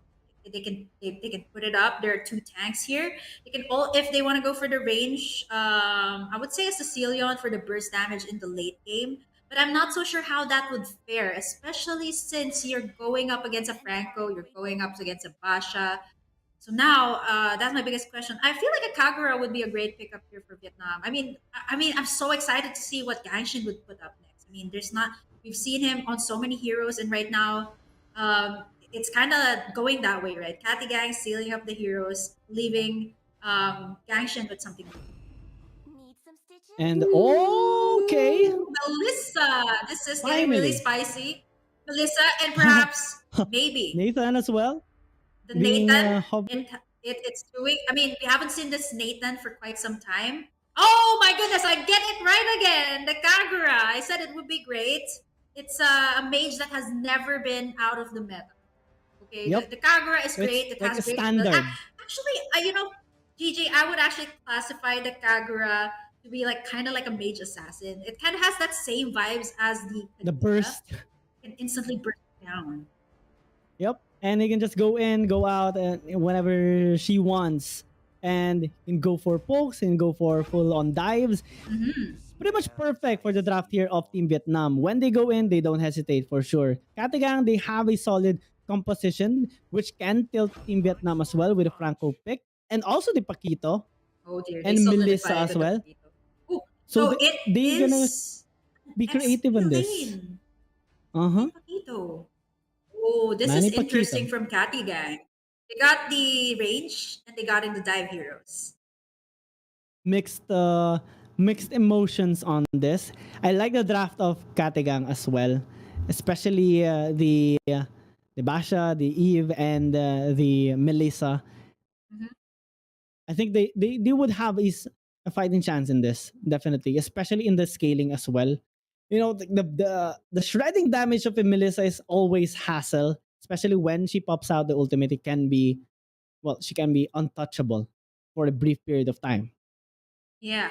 I mean, that's in terms of melee heroes, right? But if you have the range like a Kagura, it can instantly burst down a Melissa.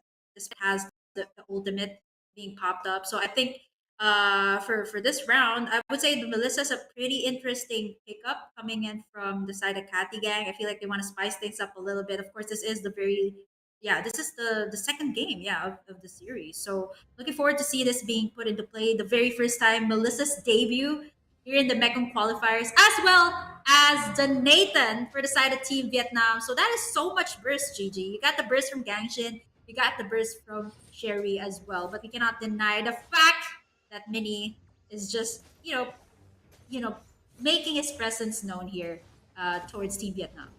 Oh, Nart though is taunting him all throughout Yeah. his attempt of interrupting Joe, and he is constantly trying again. He's Yeah. gonna pass towards the Yeah, they red one. are. Especially if you are two tanky heroes. The jungler is a tank himself. Aika. So I think Joe will just let this go. But here comes the backup. Nart trying to go for the re-engage. And so far, Aika is doing pretty well. He can just be left alone there, right? I mean, Mhm. there are junglers, like marksman junglers, that you kind of need to, babysit them for a while before they get in the resources that they need. But right now, Catty guy, it's just Aika. You know what, guys? Just babysit the gold laner. I'm doing fine here. I'm a tank myself. So pretty much just babysit the gold laner. I'll just get the resources here. I can rotate fast as well. So no problem with me. Managed to steal out that orange buff away from Joe with a fast rotation coming in from this jungler of Katigang, and it's gonna be a problem, especially with the turtle spawning up already. Joe is just level 3 as of the moment, turning level 4 in a short while, but before that, there's a gang kill Oh, on the top. dear. He's laughing his way out, but he's gonna be able to stay alive with the help of Nart. That's good for Team Vietnam. Yeah, but still good for them. But the turtle is still up, and you can kind of feel the level gap here. What Mini is doing, hooking in all those buffs, is making it really difficult for Joe to be able to scale up. And right now, Catty Gang has to capitalize on this advantage that they have. They take in the turtle. It's a great start for Catty Gang right now. This is pretty much, they've had games like this. They've had games like this. There comes the hook and the bloody hook.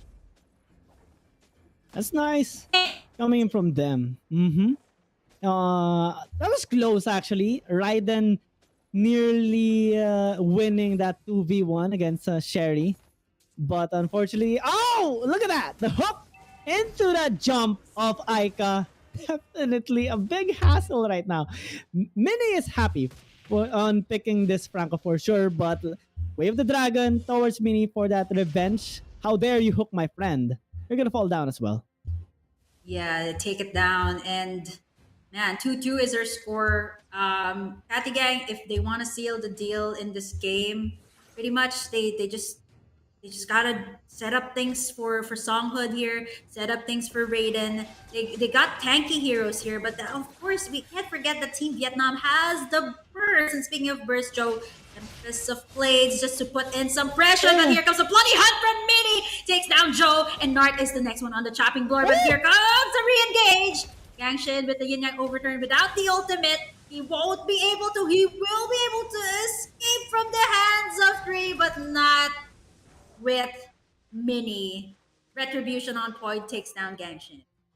That was an interesting flicker into the Way of the Dragon by Nart to try and get that kill onto Raiden. However, that fight is still gonna favor Katigang for sure with more kills, and now they have a good positioning towards the turtle. With Mini getting that Ooh, hook into the again and body. again. Oh, Sherry, what a sad time to be him right now. Songhood will take that kill. And with numbers, I think they have the turtle right now.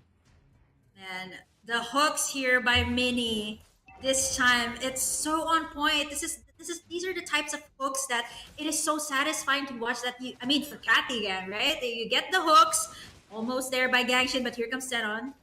No casualties here. Catty Gang looking really good right now. They are, capitalizing on the goal lead that they have. And speaking of goal lead, it's a 2K gold lead. They have to keep doing this. Nart tries to get a pick off. Raiden instantly gets bursted down here by Sherry. Joe forced to back away. Tempest of Blades. Nart in the midst of it all. Two tanks chasing him down.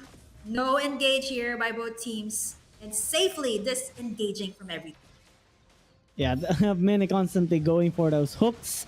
But I think they're going to respect the numbers here of Team Vietnam as they do need to back away.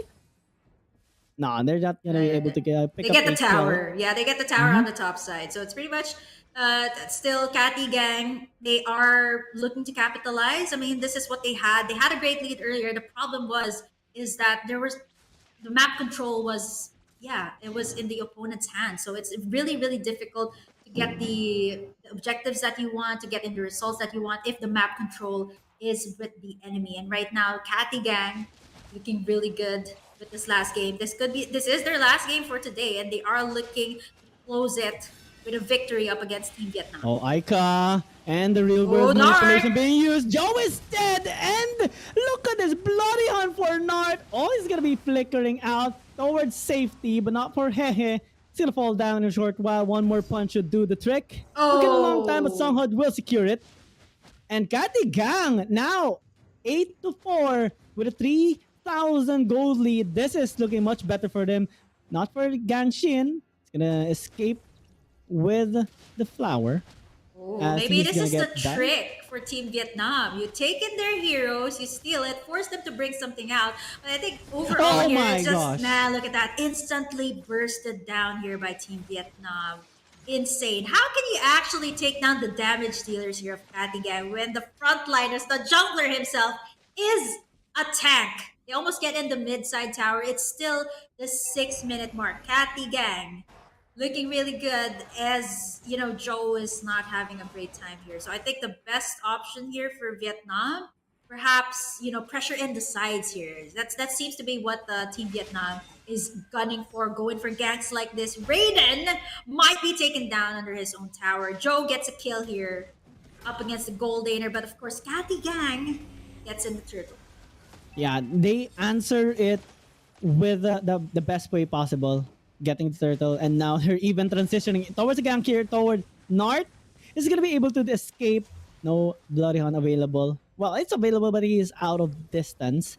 And he's gonna try to position himself towards a member. Nice steal on that little wanderer though. Minnie is on fire right now, I would say, as Catty Gang are looking for ways to win in this game. Hehe attaching himself onto Xenon, but I don't think that's the best thing to do. Well, it creates a bit of distraction for Team Vietnam to be able to recuperate, but still a casualty. The burst from the members of Catty Gang, but still slithery Team Vietnam. After all of that, you take down Hehe, they get in the mid-side tower. So pretty much Team Vietnam, they are looking good. Once again, this is what they have been doing. Despite the fact that they are on the losing end right now, it's not looking really good for them. They get a pick off. Instantly bursting down. Xenon gets taken down. But oh, the Purify. Again,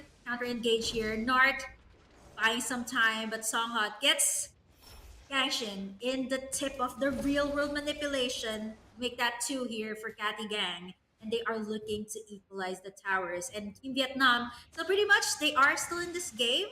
3k gold lead for Catty Gang. Yeah, Joe is doing a really good job securing at least one lane as he split pushes across the map. And Sherry is still farming as the best that he can. He's keeping up with the level here of Raiden. And I think in terms of gold, they are pretty much the same as well, or quite similar at least. He is even ahead against Raiden, despite Raiden securing 3 kills. That's how much farm he is getting all throughout the game. Hook coming in from Mini, but Gangshin is going to be able to escape, especially with the amount of mobility he does have. And they're trying to answer back onto Mini since he doesn't have that hook anymore. Real world manipulation thrown out of the blue to counter that engage from Team Vietnam. They do secure that kill onto North. Now transitioning towards this Lord. And this might be a good idea coming from them, but they have to keep watch of Joe because he's gonna try to steal out this objective. Gangshin is here as well for the burst, but Aika is there. Gangshin with a kill though. Make that 2 kills. At least they answered it out with a kill. But the pressure is constant here. I mean, Team Vietnam, they can actually take in this mid-side tower. And if you take a look at the towers, it's still pretty much Team Vietnam that got it. And Joe is just, this is what they need to do. They're just split pushing here. Joe putting so much pressure here. If it's a good thing that Catty Gang got the Lord. So that's enough time to buy them to get in perhaps maybe the tower here on the mid side, maybe the tower on the bot side. They need to get in the towers. Catty Gang has the numbers advantage, but on the objective side, it's still pretty much Team Vietnam. This is their strength. Even though it's not looking too good for them. They're just objective based right now, and pretty much that's what's winning them games right now. Better decision making and also macro play, allowing them to squeeze out some wins against their opponent. And even though they are behind, they make sure to get some wins out of the situation. So Katigan can't be too complacent on what's happening right now, as they are trying to get Nart there before he lands a kick. But they do get that kill. Songhud is dead, and Team Vietnam are definitely fighting back as Sherry is just free hitting right now. Oh dear. 1-1, and they're not even done just Again. yet. Aika, Oh, you're dear. not that tanky anymore. We can definitely strike you out as Joe is constantly dashing towards the members here of Katagang. Oh, dear. And It's so deja vu sad. definitely happens for people dead. Team Vietnam on the hunt. Yeah. Oh dear. I completely forgot that Team Vietnam is a team that also plays in for the late game. I did mention the Nathan and the Kagura that deals so much burst, and Catty Gang is again being punished. They seem to get the early game advantage, and right after that, they are having difficulties closing in the game. Despite the early game lead that they have, that's something that they need to do right now. They need to close this game. I mean, Team Vietnam, you can kind of feel the power spike, and it really helps that Joe was split pushing this entire time. It was really, really very wise of Team Vietnam to do that. Xenon is here, flicker out, gets in the ultimate Tempest of Blades. Still no casualties here. But go teams, they know their winning conditions. They cannot afford to get any pickoffs 25 seconds before the Luminous Lord is up. And again, with the way things are looking, Team Vietnam still pretty much still in this game. They got 6 towers up against Catty Gang that has 5 only. Yep, and it's hard for Katagang right now. This Lord is gonna be in favor of Team Vietnam as of the moment. Katagang can't engage for a team fight. They have to rely on the hook of Mini, but the positionings now of Team Vietnam are changing constantly. I like this though. They're going in. They're invisible, but only for a short while as Team Vietnam already damaging this Lord. That's a Oh. nice burst there by Xenon. Trying to get that kill Oh, onto outplay! Joe, but maybe not. You have killed yourself, my friend. The suppression is there from the Franco Oh, to shut but down their Joe! jungler. But here comes the cavalry. Nart is also on the side. So they have to be very careful. Ulti popped out by Raiden, but it's not going to keep him safe. Hehe is here, attached to Songhud, and is going to fall down. 1-3 in favor of Team Vietnam, and they don't need a lord. They just need to push maybe a tower. They decide on take the they just lord, even if go in for Aika the is alive. safe route. Yeah, I mean, with a game as crucial as this, it's quite an even ball game at least. So they just go in for the Lord right after they get the pickoffs. They know that Aika and Mini will not contest this. They don't have their main damage dealers, Raiden and Songhud. That was what Team Vietnam did. Despite the fact that Catty Gang got a kill onto Joe, they still went for the Lord. Team Vietnam, again, they are showing us their late game prowess. This is virtually the same thing that they had with the Sicilian. And I did mention the burst here from Sherry as well as Gangshin. It's working very, very well. Gangshin on a killing spree. I did mention there's a lot of heroes under his belt, and this is one of them as well. What can this man play? I mean, he played almost probably like 5 mages already just for today. So that's amazing. Well, that's gonna be very much important, especially when teams are gonna be banning out your hero. Katigan with a good suppress onto Nard. They're gonna shut him down as they try to secure this Lord pushing in the mid as well. There is a split push by Xenon, but finally gets his revenge with a proper punches and a haymaker as well to throw it out. He gets a kill on the Joe. Now with 2 people down, Katiga again having this life, a second life into the game. Now trying to push into the mid and all the lanes that have been shoved up earlier. And look at Mini stalking the members of Team Vietnam. That was good coming in from Katigang. Man, Catty Gang and Team Vietnam, I just can't say. I mean, it's all about the execution right now. It's the 15-minute mark, and take a look at the items. Oh, Xenon with the high and dry securing in that malefic roar. So I mean, Joe doesn't even have any defense items here. It's just mostly damage items. I think he's going for the immortality next. I mean, he already knows that he is the main target, or perhaps like the target here of Xenon and Mini. He is the jungler after all, the one with the retribution to secure in the objectives right now. And the Lord, 50 seconds before it is up, this is crucial for them to get the pick off. Mini flicker out by Sherry.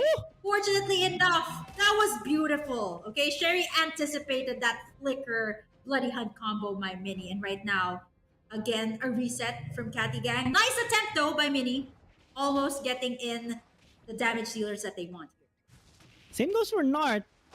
Forcing the ultimate, the real world manipulation, and also 3 flickers out of Katigang. So, lots of mobility denied already for Katigang, and Team Vietnam are going to be making sure to punish that as Joe is rotating. I don't think he's gonna try a 1v1 against Xenon though. You're gonna get punched in the You gotta face. learn your lesson. You can get instantly bursted down. Speaking of instant burst, of course, everyone has their defensive items. There are 2 tanks after all here in Catty Gang. So Sherry already getting in that malefic roar. So that's additional physical penetration here towards the tankiest members. And speaking of tanks, almost an engage here by Mini. But of course, Nart is not the target he wants. He wants to get Sherry here. He wants to get Gangshin here. He's not getting any of it. Look at what Nart is It's $1 doing. million Zoning prize. everyone out. I'm just wondering if Catty Gang will actually contest this one. Mini, they are going in. Oh, but Songon from the backside. Aika! Oh dear, Aika gets the Lord. And now Hey goes in. But instantly gets bursted down here. Mini getting punished. It is a mega kill for Team Vietnam. Still not over. Fortunately enough, I think it was Catty Gang that got the Lord, if I'm not mistaken. Yep. And they will send it out towards the bot lane. This is an additional breathing room again for Katigang. They are ahead also by just 1,000 gold, which is kind of negligible as of the moment. But what matters is them having that space once again. That's an engage here by Nart, a setup towards Aika, but it's a tank. You know? It's a tank. You're not gonna be able Not to someone kill you it want to back. get, right? I mean, the jungler here is someone so difficult to burst down. I mean, Team Vietnam does have the burst right now. But at the same time, it is countered by those Radiant Armors, the Athena Shield. So right now, the heroes that you want to target from Catty Gang is Songhad or Raiden.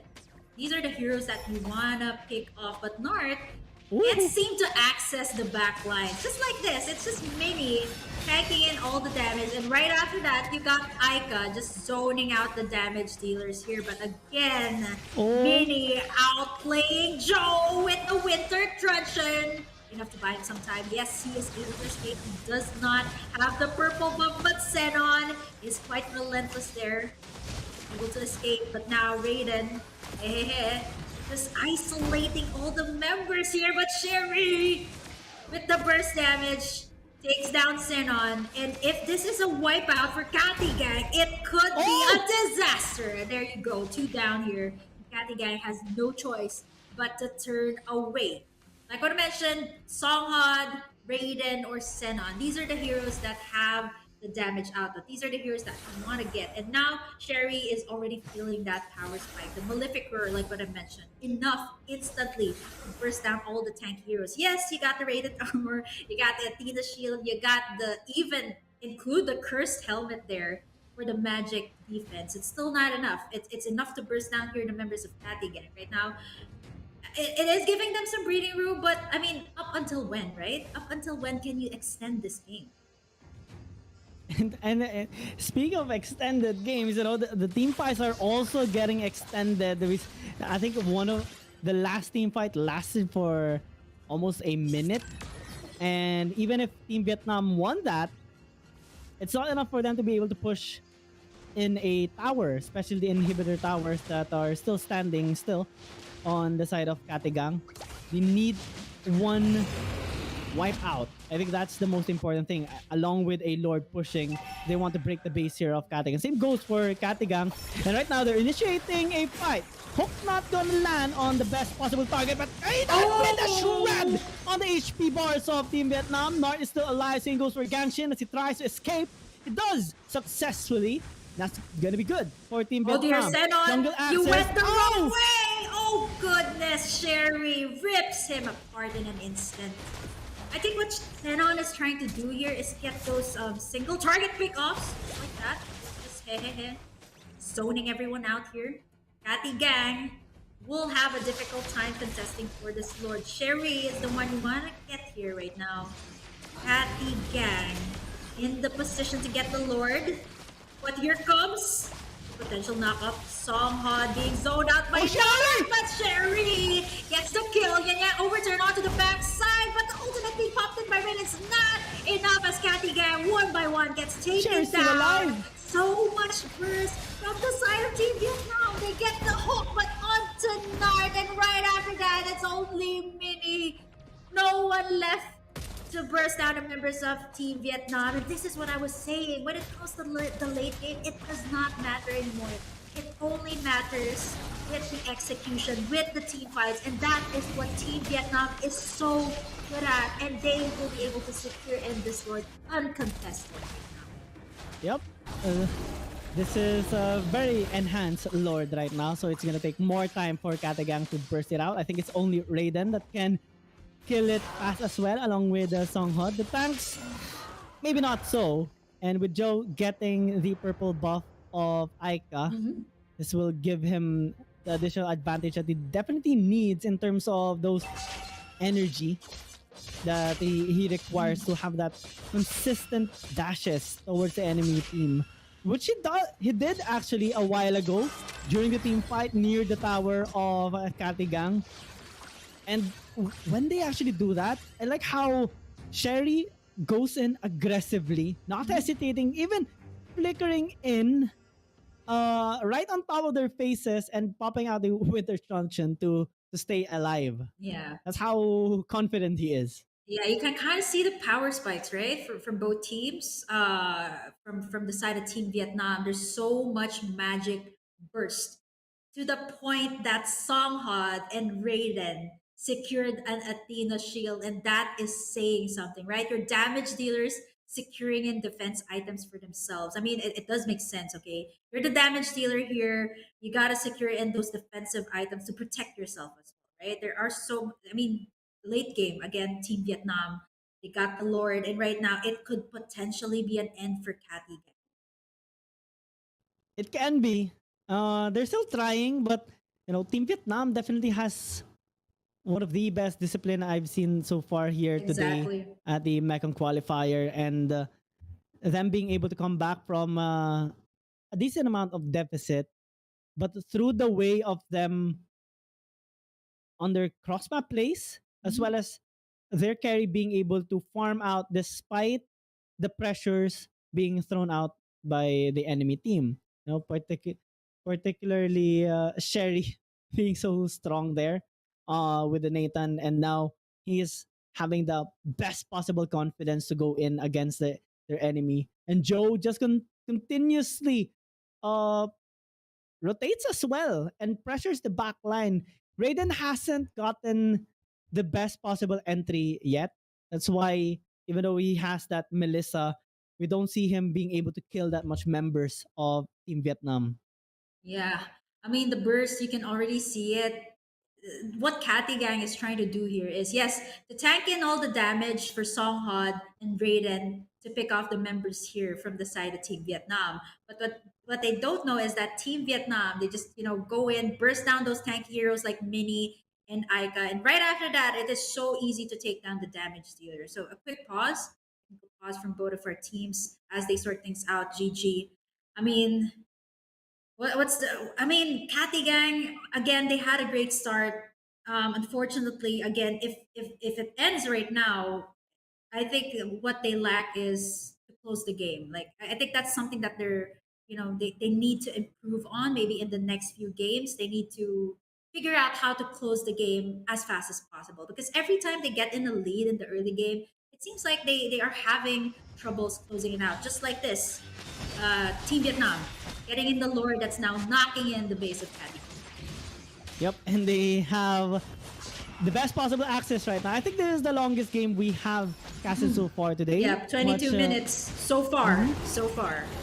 So far, and it's only the mid lane inhibitor tower standing still for the side of Catty Gang, but it's not gonna stand still for so long as Team Vietnam goes in. I think they regretted that. Nathan is dead quite early because of Raiden is shredding so much right now. Oh, Winter We talked about Truncheon. earlier, he's not doing that much damage. Now he answers back so hard, picking up 2 kills in exchange for just Xenon, but they have lost 3 inhibitor towers. So in terms of being able to go around the map, I think they're gonna struggle a little bit.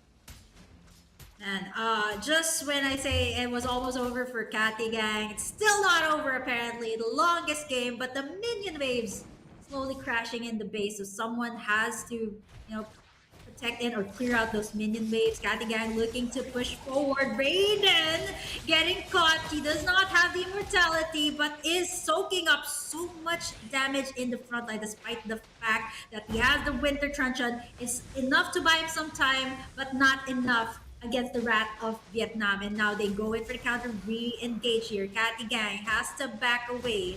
All the members are slowly coming up, and the minion waves also crashing in the base of Catty Gang. If they don't clear this out, it's going to be massive. They're just distracting Team them. Vietnam. Yeah, look at that. It's just a battle of the tanks. This is really the definition of the tank meta. It's going to take very long team fight to be able to burst them down. Nart, again, Yin Yang overturn. Yang Shin, this could potentially Sherry's be the here end. though. He's gonna try to end They things are now. looking for but the end, but there are tanky heroes. Songhwan is still here, but again, Sherry is up. This could be the end here for Catty Gang. But again, the resiliency of both teams are just there. Aika goes all the way in. So there's the Suns being popped up. Immortality as well. Who gets caught in? Sherry. But it suddenly bursts down so hard. Again, Mini takes down. Again, it's answers after answers from both these teams. We're not even in our semis. We're not even in our grand finals. I love it. These teams are showing us why they deserve the spot here in the qualifiers, and they are showing us that they wanna get to the top. 2-for-2 trade here. Still not over for Catty Gang, but again, this Lord could potentially seal the deal for perhaps Catty Gang, or perhaps Vietnam. So let's see. yeah, let's see indeed. Dear. Catty Gang still breathing alive.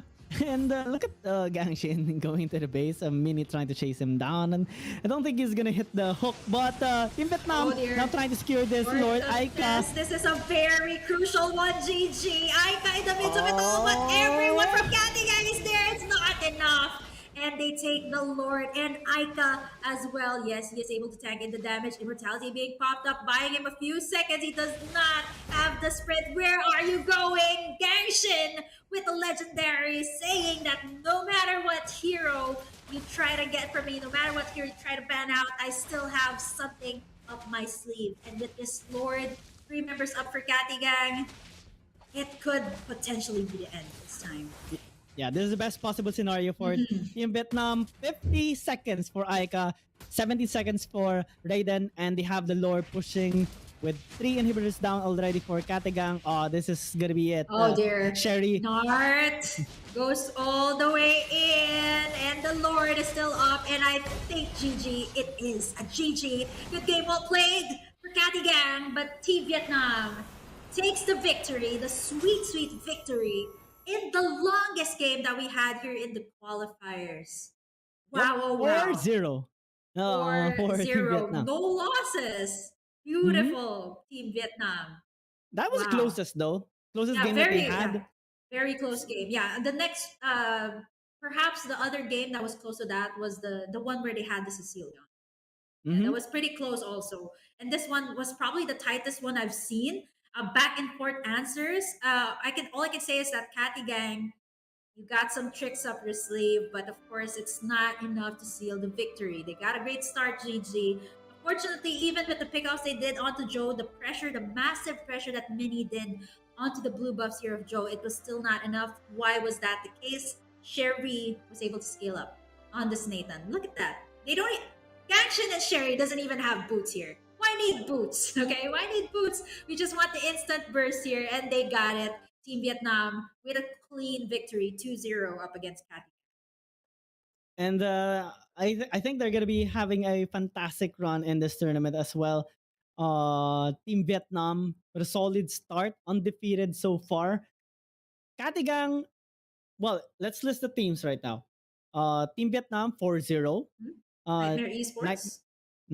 Nightmare Esports 2-2. And Katigang so far, no wins, 0-4. So these are the standings of Group A, and let's see if they're going to be maintaining their standing, or at least for Team Vietnam, or are we going to be seeing changes as the days go by? But for today, I think that's going to be it. Tomorrow, we do have another set of series on Group B instead. I Do Not Sleep Prince versus Next Play Esports.